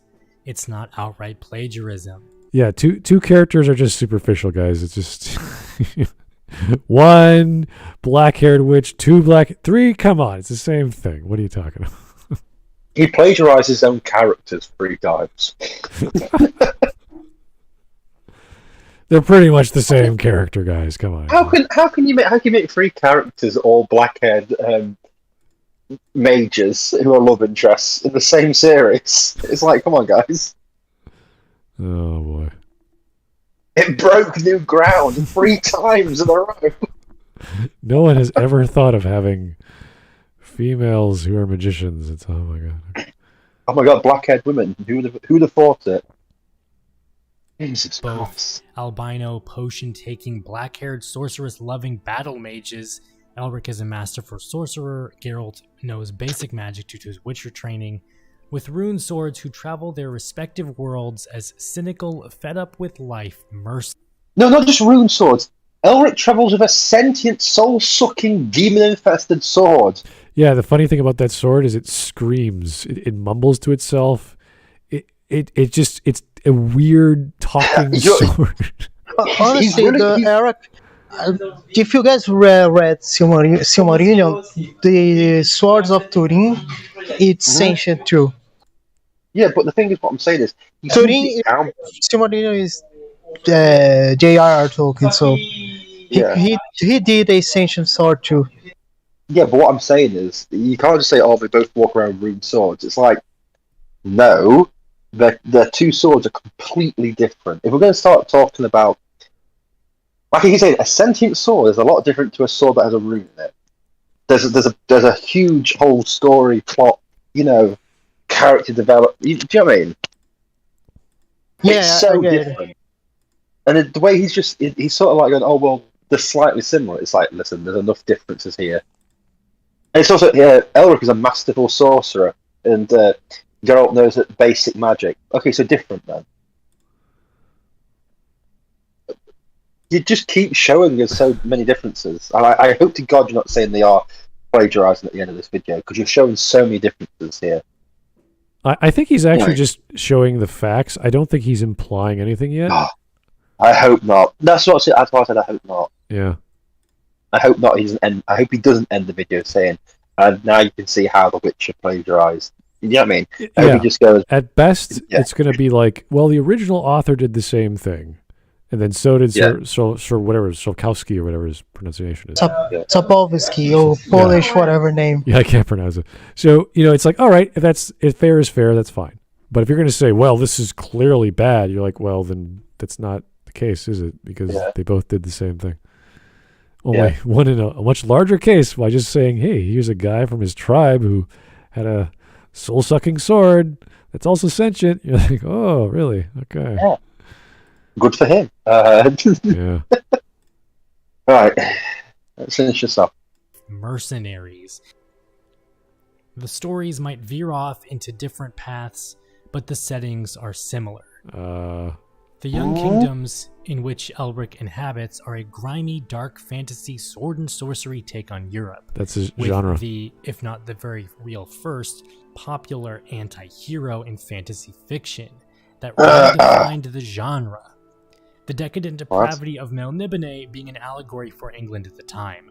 Remember these... I beg your fucking pardon. What was that? Well, there's an image just flashed on the screen there. I was like, what the hell was that? Why is it? So it's a metaphor for England at the time. What? The 60s? The 60s called the swinging 60s. Oh, yeah. Yeah. I don't have too much history on 60s London. Oh, God. The 60s London with the Beatles and, flower power and,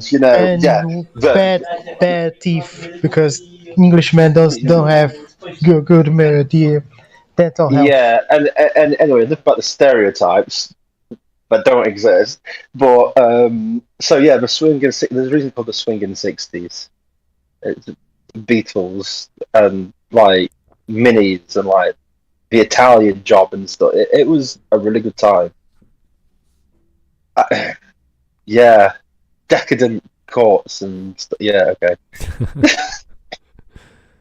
Oh boy. We had girls walking around in miniskirts that make sluts today look like fucking nuns. Well, It was a pretty good time. let's just say that whatever influence and definition of what he was writing is up to the author.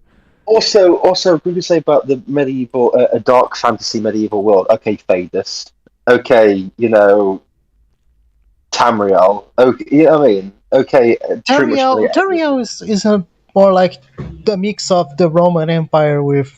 But I think yeah. But the thing is, it's still a fantasy world that's got like really well defined stuff. Do you know what I mean? There's religion. There's all kinds of gods. No, nowadays it's too much blender washed away. No. You could take the Dragonborn and drop them into Fadus, and you get a similar game. You can drop the Warden into Tamriel, get the same game. You could drop Geralt into Fadus. You could drop Geralt into World of Warcraft. Or you could. This is the thing. These like settings, they all are based on Tolkien settings, right? Which is older than these lots. So yeah, there we go. You can't. Heck, I look at some of the maps and stuff. Like when I look at like. Even the Fable lands. Do you know what I mean? Yeah. I mean, I'll be honest. Already a big, hint. Yeah, but what I'm saying is, it's a bit like. Hey, never mind. I said this already. If you want an even more similar continents, look at Warhammer Fantasy map, and you will see. This is almost like Earth. Well, even with Warhammer, exactly. I think every chapter, every book does something different, and it's always weird and crazy. Warhammer Fantasy have various type of books, and it did end and brought Age of Sigmar, and now Games Workshop is bringing the old world back. Yeah, because Age of Sigmar isn't that good, and so they do what's popular. Yeah. So. Funny how that works. People aren't buying it. All right, we'll make the old stuff good again. All right, let's do that. Mm-hmm. No, I doubt it. Games Workshop is kind of scummy nowadays. Anyway, let's keep going. Remember, these were written in the 60s, 70s, and 80s. Political bullshit was a thing. Why do people always show, especially when we talk about Britain, the Vietnam War? Just going to say that always annoys me because we weren't in the Vietnam War. Yeah, I know. It's like look, Vietnam changed you. No, it didn't. I didn't care. Doesn't matter. Britain was perfectly fine. Okay. Yeah. Whatever. Yeah. The 60s were weird. Thank you. We get it.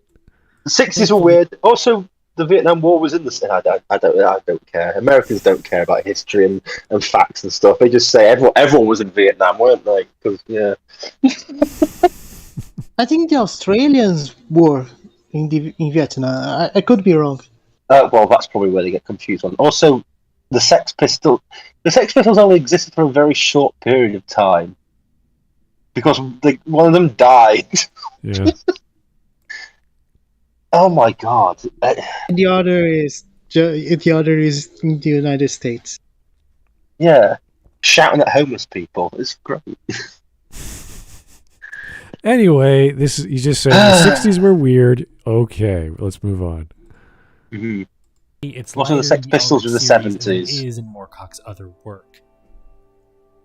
The continent that Geralt travels is a dark fantasy sword and sorcery take on Poland and Europe, with a world-weary anti-hero. Okay, so not Great Britain. Gotcha. Basically, the same. No. Great Britain is in Europe, so that technicality. Poland and Great Britain, they're pretty much sisters. They have Scandinavia too. That's those islands there in the left. It's all the same. It's all one giant homogenous culture. It's all the same. Yeah, we're all exactly the same. You put a Polish guy and an English guy in the same room, couldn't tell the difference at all. The Polish guy comes in with his bowler hat, top ho Cheerio and all that sort of stuff. Yeah, vodka. And the English gin, guy, comes in, swigging vodka, going, you pay me good money. Doesn't matter if it's vodka or gin. It's all the same alcohol. It doesn't make a difference. Oh my God in heaven! Oh Jesus!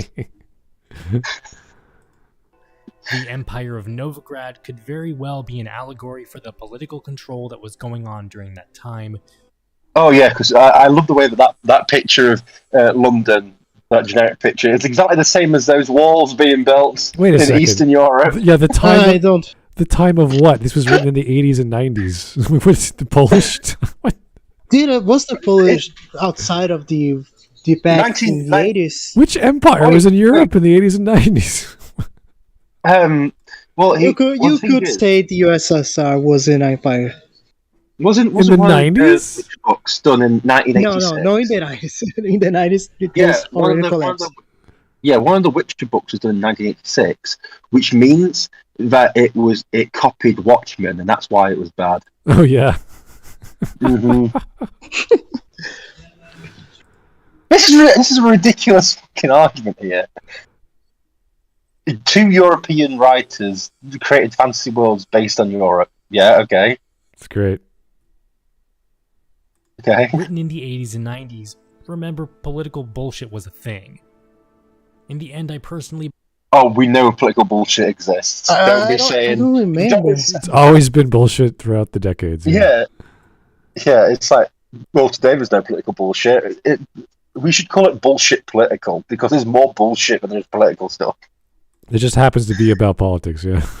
Yeah. Jesus anyway. Christ. Believe that yes, The Witcher is plagiarism. The examples I've stated are too coincidental, similar, or even on the nose to not be copies of Moorcock's work. And Sapkowski to this day has never confirmed it. Wait, what are you talking about? How did you come to this conclusion?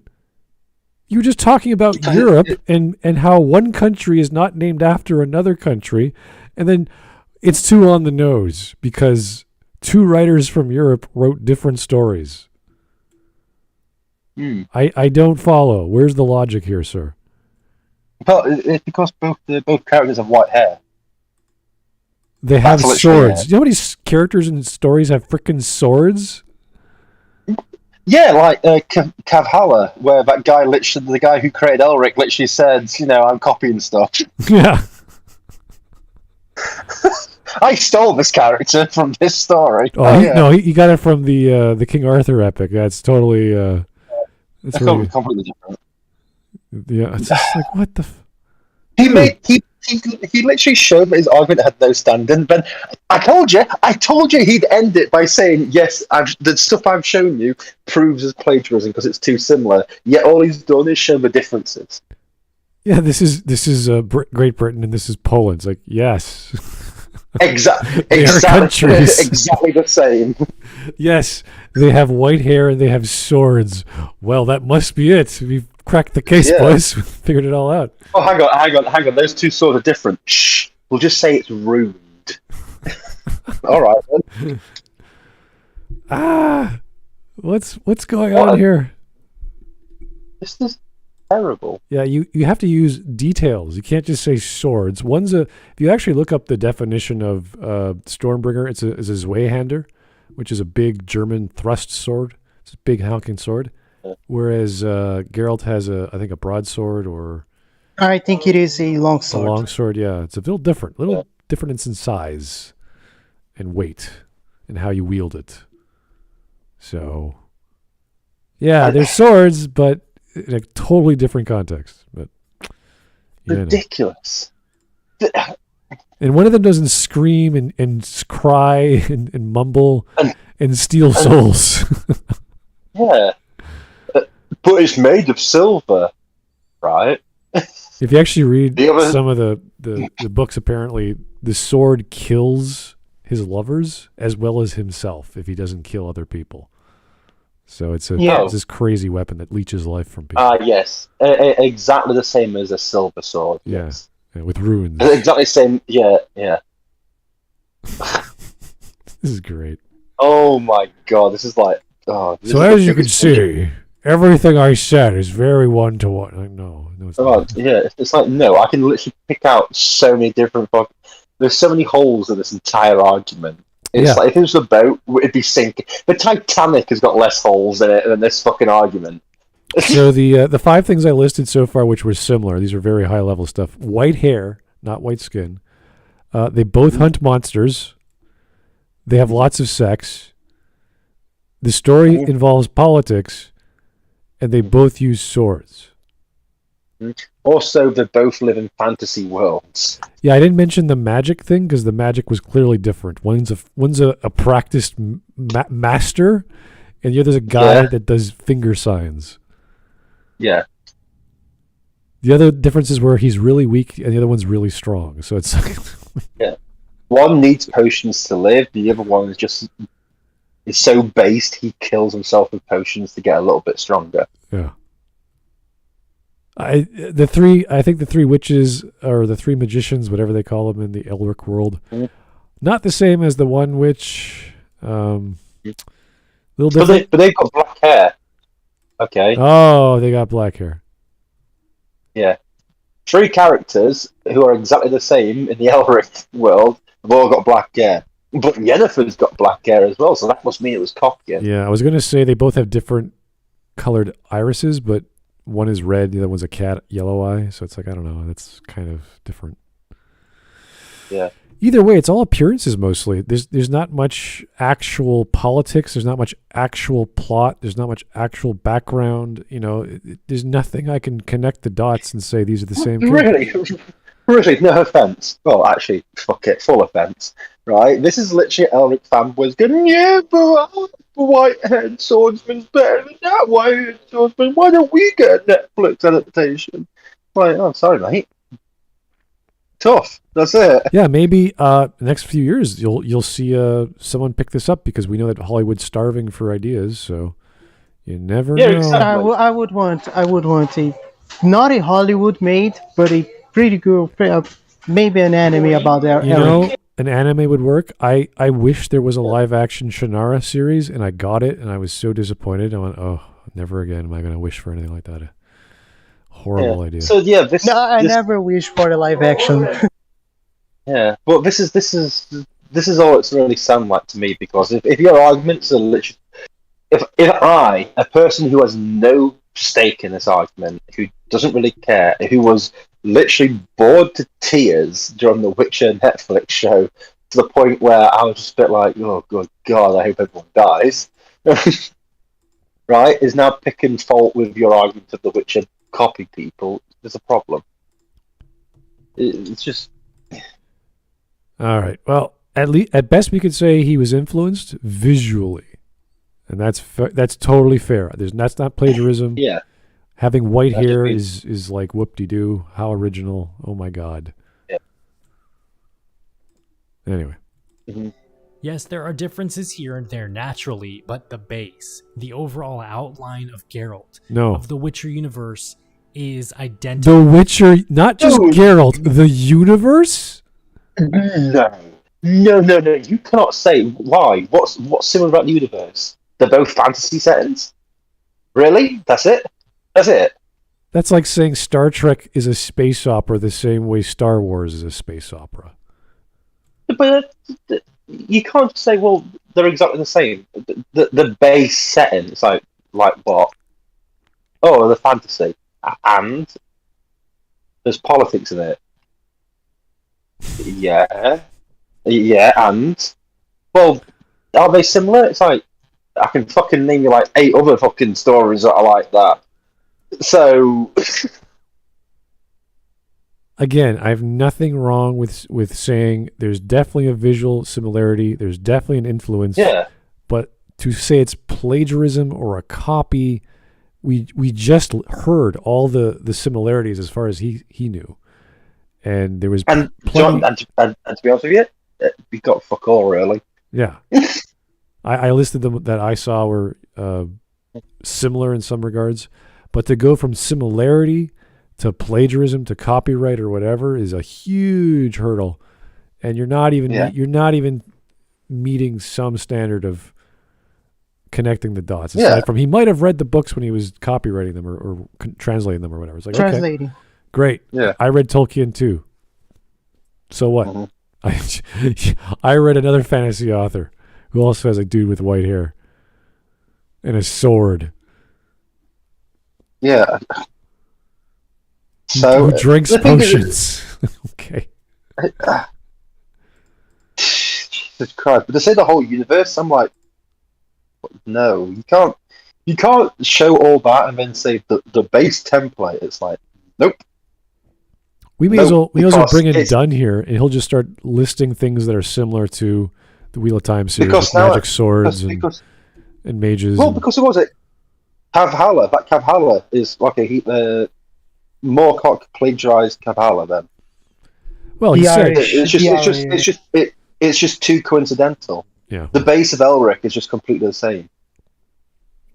He plagiarized another thing, so all Elric fans just know that your favorite character was plagiarized from somewhere else. There's nothing original about your character. Yeah, but even if all the things point into this like 1-to-1, we're all right. Yep, you're right. It is plagiarism, and then what? Yeah. But I'm just pointing across with this. This whole argument's come across because The Witch has become popular. Yeah, but that's what I mean. Even if it was plagiarism, what's he going to do? Is he going to sue for copyright? You can't. Well, he's not. He's not even done it. Well, that's what I mean. That's at the end of the day, it doesn't matter. Do you like the Elric stories? Yes or no. Do you like the Witcher stories? Yes or no. Great. Uh-huh.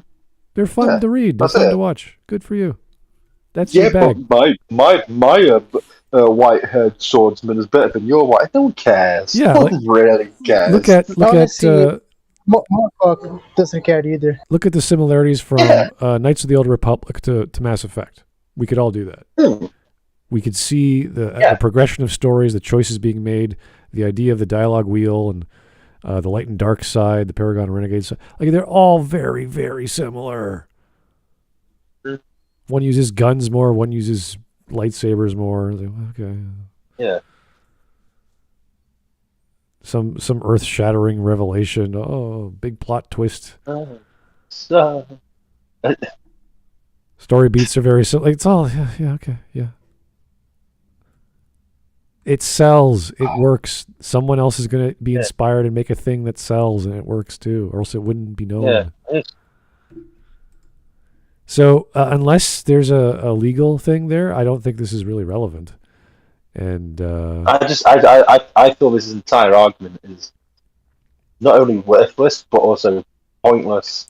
Yeah, and this is just such a waste of time that it quite clearly is just fanboys fighting against fanboys. Yeah, I could do a better argument with comic books of the past 50 years and say these are all rip-offs of Superman, and I'll have a much easier time. Yeah. Because there are all kinds, and DC went, well, we're the top dog. Obviously, people are going to rip us off. I could literally say that all Westerns rip off Good, the Bad, and the Ugly. Oh, that's a good point. Or Gunsmoke, or all the serialized shows with, what's his face? The Duke. John Wayne. John Wayne, yeah. Yeah. And the great thing about those shows was, as cheap as they were accurate to how guns and bullets work. Yeah. I love that. But it's just one of those things was a bit like, yeah, that's it. It's like, yeah. If you're going to make all these videos because at best you've got white hair and a sword, and even when they're like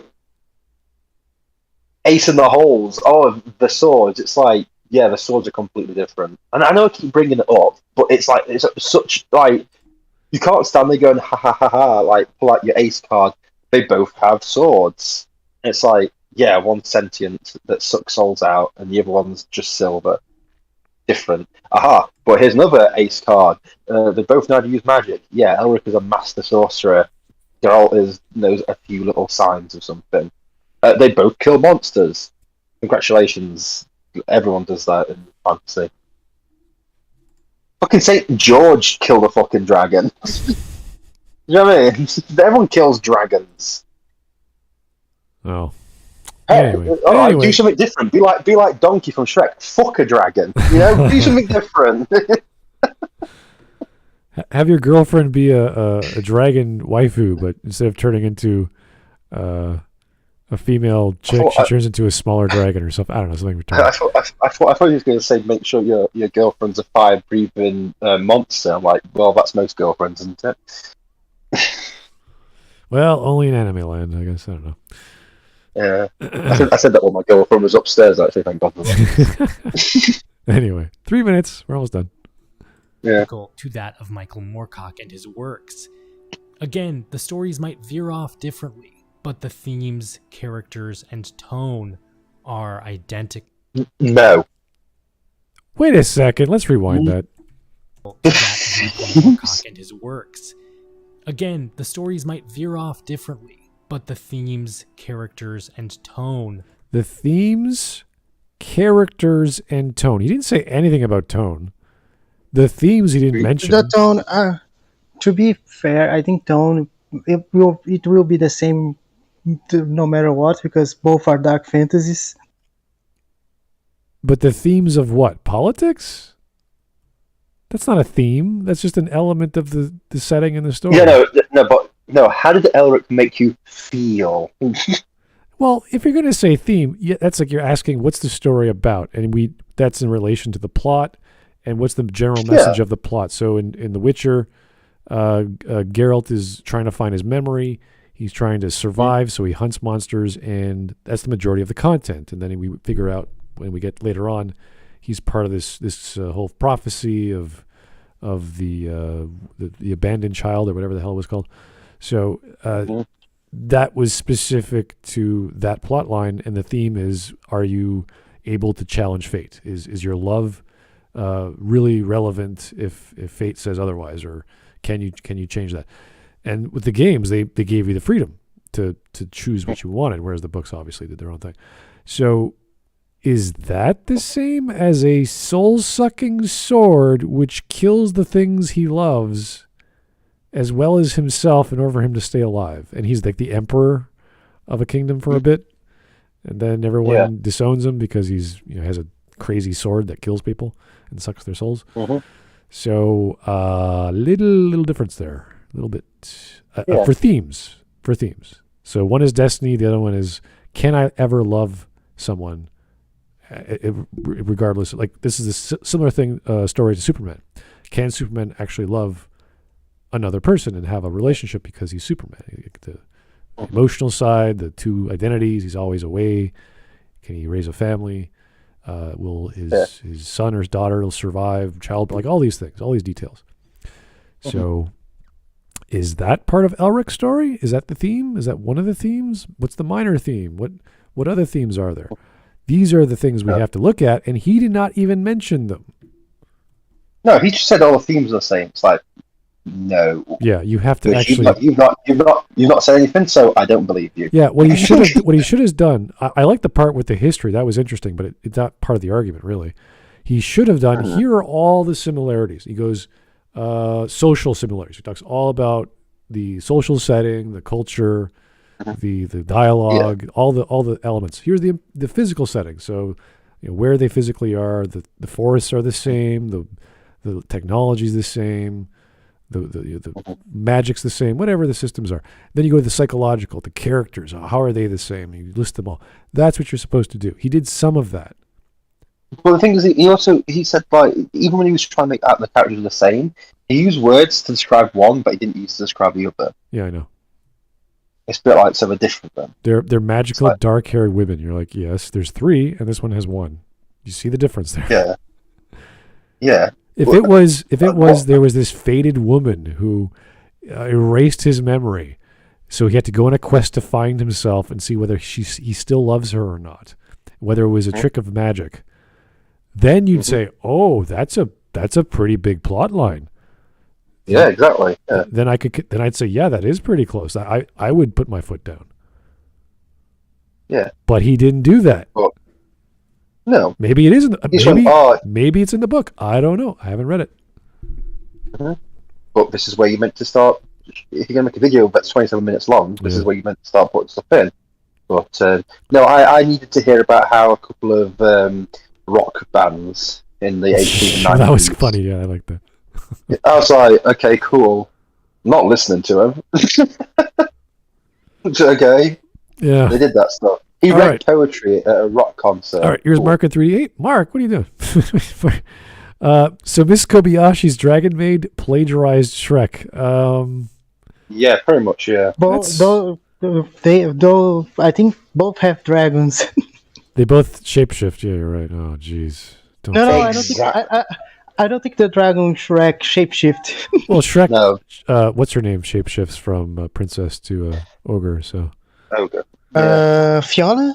Yeah. Fiona. Oh my god! And she's got hair that's exactly like Jennifer, so it copies The Witcher. Oh god. Anyway, let's see what else he has to say. Are identical.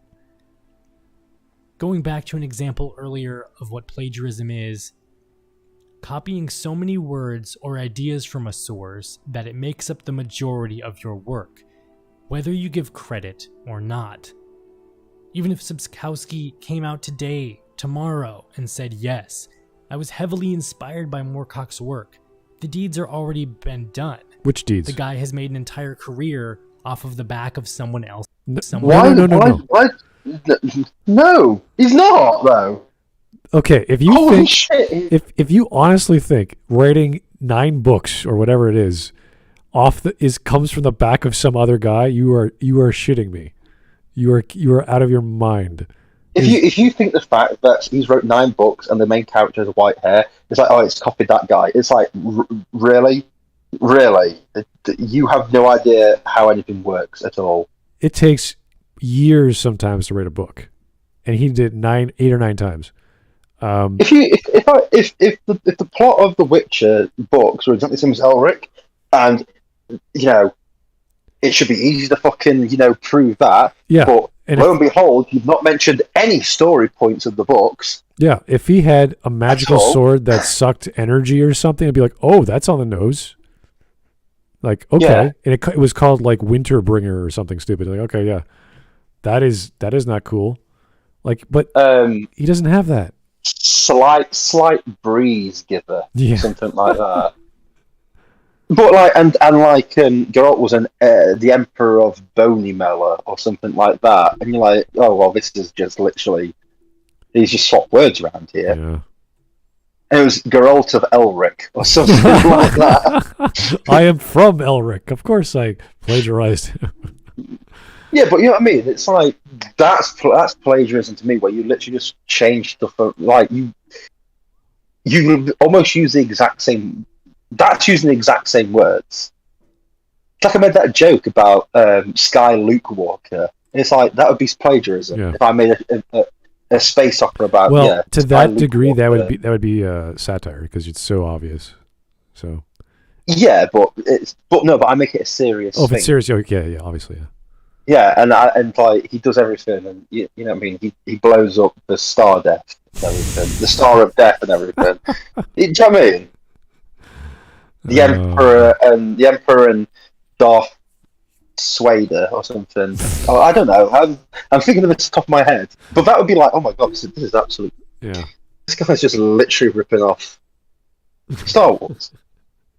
Also, can I also say as well, when you get like video clips of games, can you get one where one of the NPCs isn't stuck in the wall in the background? Because it's very distracting. Oh yeah. Have you noticed that, by the way? Because that person cannot move. He just likes being part of the. They are spazzing out in that wall. That's normal in all Witcher games. Yeah, no, that's fine. There's a funny glitch that the Geralt becomes a woodman because the camera is on the wood and he's clipping through the pillar. Jesus Christ. All right. Anyway, we got 2 minutes left. Let's finish it off. Else's character. That's also a question to ask. Does it matter? On one hand, no. The Witcher is still an entertaining read for the most part. I do enjoy the first 2 books the most.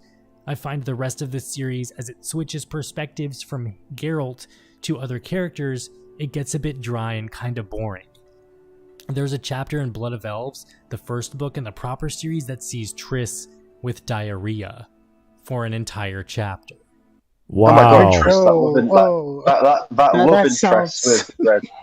That sounds like Rule 34 is like going crazy right now. I wonder if he plagiarized that. Can characters in the Elric books have diarrhea too? If they can, clearly he plagiarized. To be honest, I think that would be really boring to read. You never know. Someone's jacking off to it, you know that, don't you? you know, some sick bastard's like, oh, that's my favourite part of the whole series. Also, Triss is a love interest, especially in the games, but with red hair, so that breaks the whole. I didn't romance Triss. I romanced Yennefer.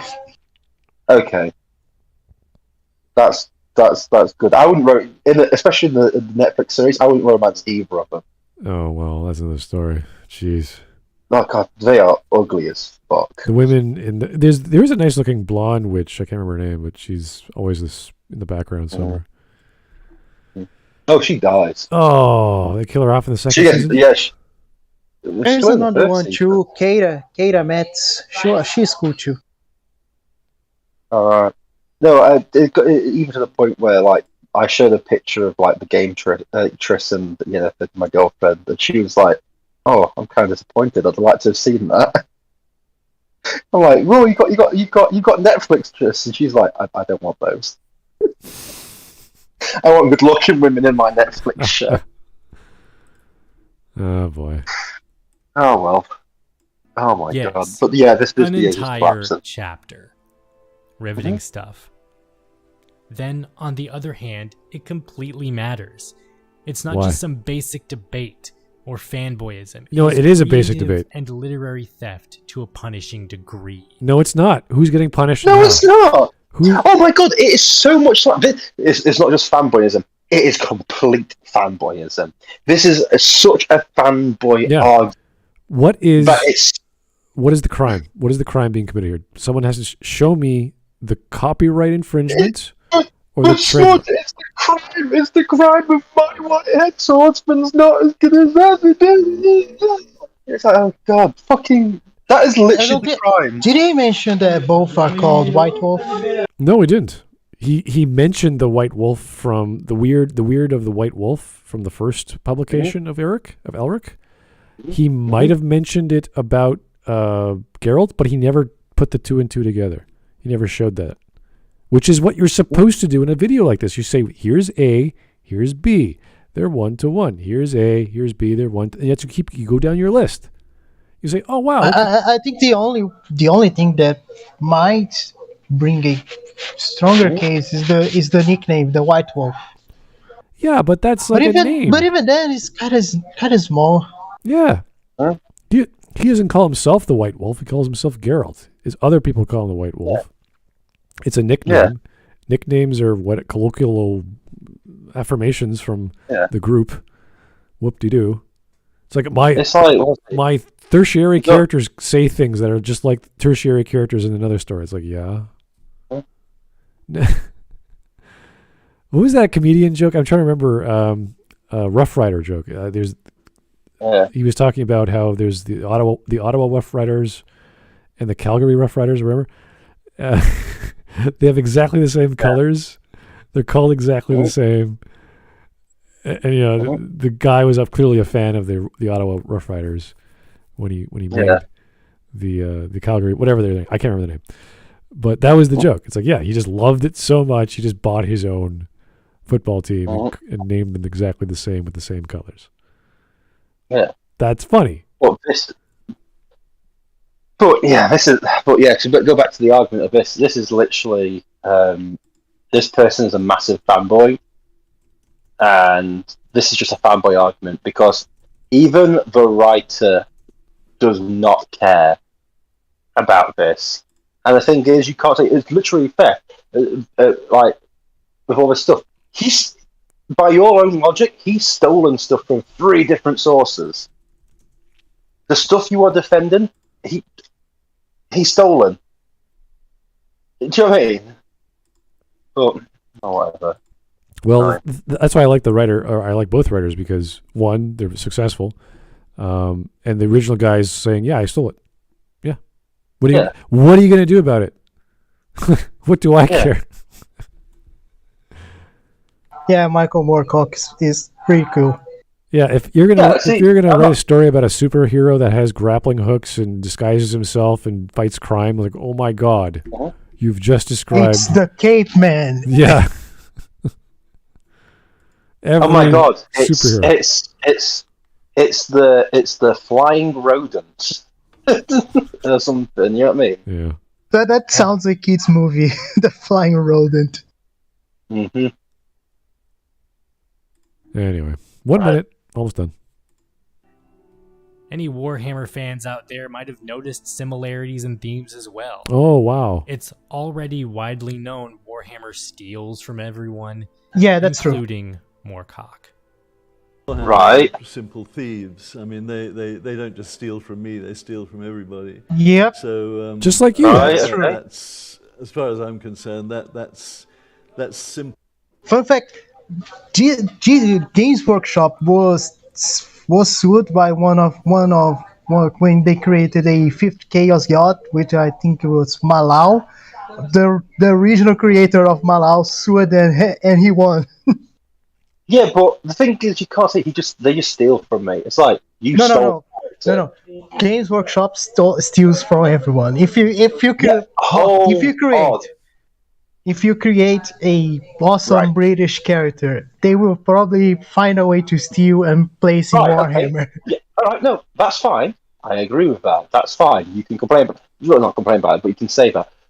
But the thing is, it's like we have in the exact same interview him going, yeah, I stole this thing from this other place. It's like, right, okay. It's like, well, Warhammer steals. And it's like, he's fine with it, with everything. But his fanboys are like, it's like, Jesus fucking Christ. I hate fanboys. I hate fanboys. They ruin everything. Honestly. All right. It's just embarrassing. It really is embarrassing. Theft. It's commercial theft. It's commercial theft. Under what statute or civil law is being broken, sir? And if so, why haven't you sued yet? Yeah, exactly. That's all you got to do. If not, do it like the creator of Malau, sue Games Workshop. Games Workshop is so insane. They tried. Remember in the beginning, I said that they tried to sue because of the word halberd. Halberd is a weapon of the Renaissance, and they tried to sue because of that. Yeah, exactly. You can't sue. You can't have a copyright over a generic or known thing, like human. They legit tried to do that. They tried to do Poldrum. They tried to do Poldrum too, like the armor for the shoulder. They did the same thing. Yeah. They tried to sue for the word Space Marine. Oh, that's weird. That's why they renamed all the characters for Astartes or Astra Militarum to sue people. Oh, you're using Astartes. We are going to sue you. All right. Let's just finish this off. The damage is already done. No, it's not.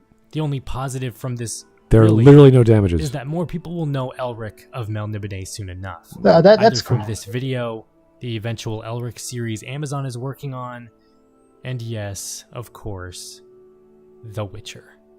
What damage? What damages? It's really easy. Oh my god, look how unsimilar those two things are. That's it? Mm-hmm. The damages. Yeah. The damages of what? Who's financially damaged? Tell me. Show me. What tickets were not sold? What products were not bought? Unbelievable.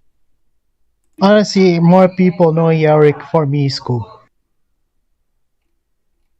What a weird... And now everyone in the chat that didn't know about Elric, now you can buy the French comic that... It's basically the definitive edition. All right, let's go to the stream memes if we have any. Oh, we do. Okay, here is, I guess that's Elric on the left, and that's the Geralt on the right. Okay, I guess. Cool. Yeah, for the same picture. They're the same picture. Yeah, oh, it's unbelievable. We're exactly the same. Today isn't your day, is it? Oh. No. No.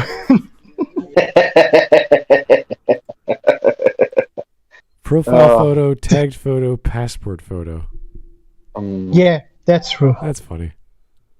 I just remembered I've got to do my passport photo. So. Yeah. Now that we can actually go places. Oh, Yeah, I'm going, I love it. I love it. Yeah. Look at that. Tits or ass? Personality. Actually, what was it? He actually what's the question he actually asked? Was it? It was Harry Potter or Game of Thrones, and went Lord of the Rings. Ha ha ha ha ha. That's our man. He's our boy. No one. Geralt in every Witcher episode. Fuck. Yeah. Oh, it's so good. I will want to say one thing. As much as I was bored throughout The Witcher, because it really does turn into the Yennefer show, because Yennefer's amazing. Do you know like 50% of episode 1 of season 2 of The Witcher is people asking where Yennefer is? Well, you know that joke in The Simpsons? You know when Poochie's not on the screen, people should ask where Poochie is? I felt that was the episode of The Witcher. When Yennefer's not on the screen, people should talk. Like, Geralt's first words of season 2 was Yennefer. Ciri's first words of season 2 is Yennefer. Like, the sorcerer's first words are Yennefer. Like, Trish wakes up from a coma, I expected her to go, "Where's Yennefer?" Well, it is a focus of Geralt's plot to find her and to remember her. Not with this. Oh, he hasn't lost his memory yet? No. Oh, interesting. Bear in mind, by the end of season 2, Yennefer's now betrayed Geralt, I think, 4 times. I killed Ciri twice. Yeah, those are rookie numbers. Done. Yeah, but this is even the end of season. We're at the end of season 2, right? Bear in mind, he only meets her 3 episodes before the end of season 1. So it's like, right, we've known each other for like a month. She tries to kill Ciri. She betrays everyone constantly. She's horrible, disgusting, mean. She doesn't care about anything. She murders people left, right, and centre to everything. And yet, Netflix is trying to make you feel sympathy for her because she can't have kids. And you're like, thank God, she'd be a terrible mother. Well, neither can Geralt, so. She tries to sell Ciri to the witch hunt, for God's... Not witch hunt, the wild hunt. Oh, really? Wow. Yeah! That's news to me. Holy shit. In the series, it's just like, what? So Why? here's our next meme is Ron Swanson as as Geralt. It's awesome. I love it. Is that actually did he dress up as that? I don't know. That's obviously Photoshop. It probably is, but you know what? I wish he did. I really do. Yeah. You're a Witcher, Harry. Fuck. With glasses. I love it. Mm-hmm. I too have been inspired by Elric, except I actually admit to it. I was also inspired by Lovecraft, Bleach, Phantom of the Paradise, and Shakespeare when I designed this character, who's an actor cursed by Old Scratch to play an eldritch horror. Oh, that's not a bad drawing, Hayden. Not bad, not bad. But yeah, you can see the similarities. Yeah, a sword and a cloak. Sword. He's got the long hair. Yeah. I mean, if we're did you even use your imagination, sir? Or are you just copying and pasting? That's plagiarism. It's a cool design. I Wow. like it. What is that? Pokemon. Okay. I have no idea. don't remember that. Yeah, I have no idea. All right, we're done. Fantastic.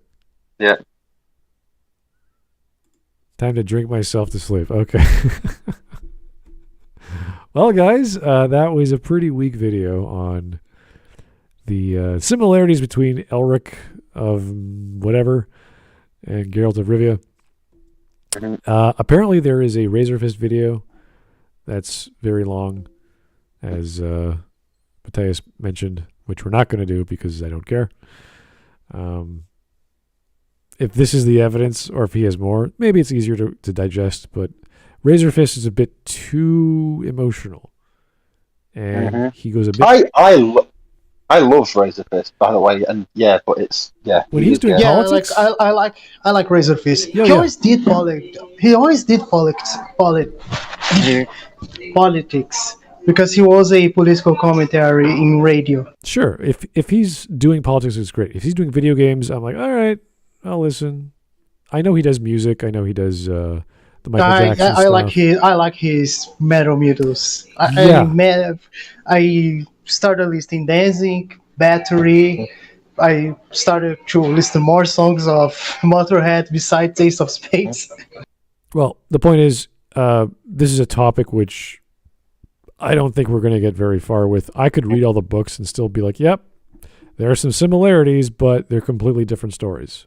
I still recommend watching Razor's video. Even if you disagree, it's still entertaining to watch. Yeah, I would say he's a good read or a good listen, but I'd rather drop the topic. I'd rather see like Screw Attack do a versus video. That would be fun because we might bring Razor Fist to the cast too, but that's only on the future. oh yeah, so you could scream at us. Yeah, that'd be great. Yeah. I'd love to be screamed by Razor. No, he's a nice guy. On I know. He's pretty. I know he is. I'm being highly sarcastic. To be honest with you, like I said, we might find a BattleTech video so that he can be on and bring a lot of lore of BattleTech. Yeah. The thing is, at the end of the day, I've just listened to that video, and the fact is, he started this whole thing by saying Moorcock took inspiration from a lot of these things. Moorcock himself said he stole stuff.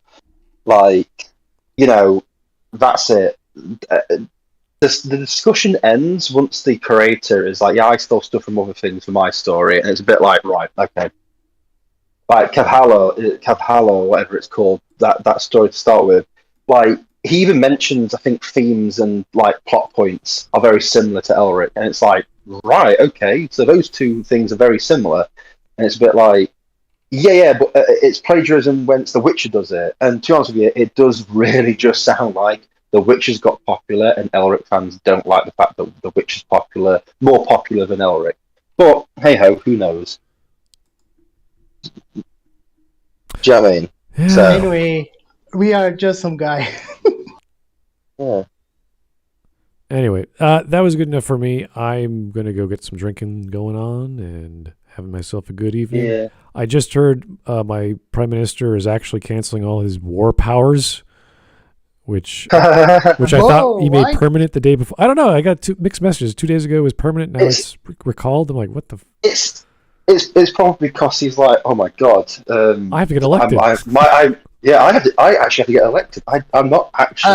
I thought he was going to keep it forever. Well, that was the substitute prime minister. What's her name? And now he's like, no. We're not gonna do it anymore. So it's like, okay, you better, because I'm ready to move.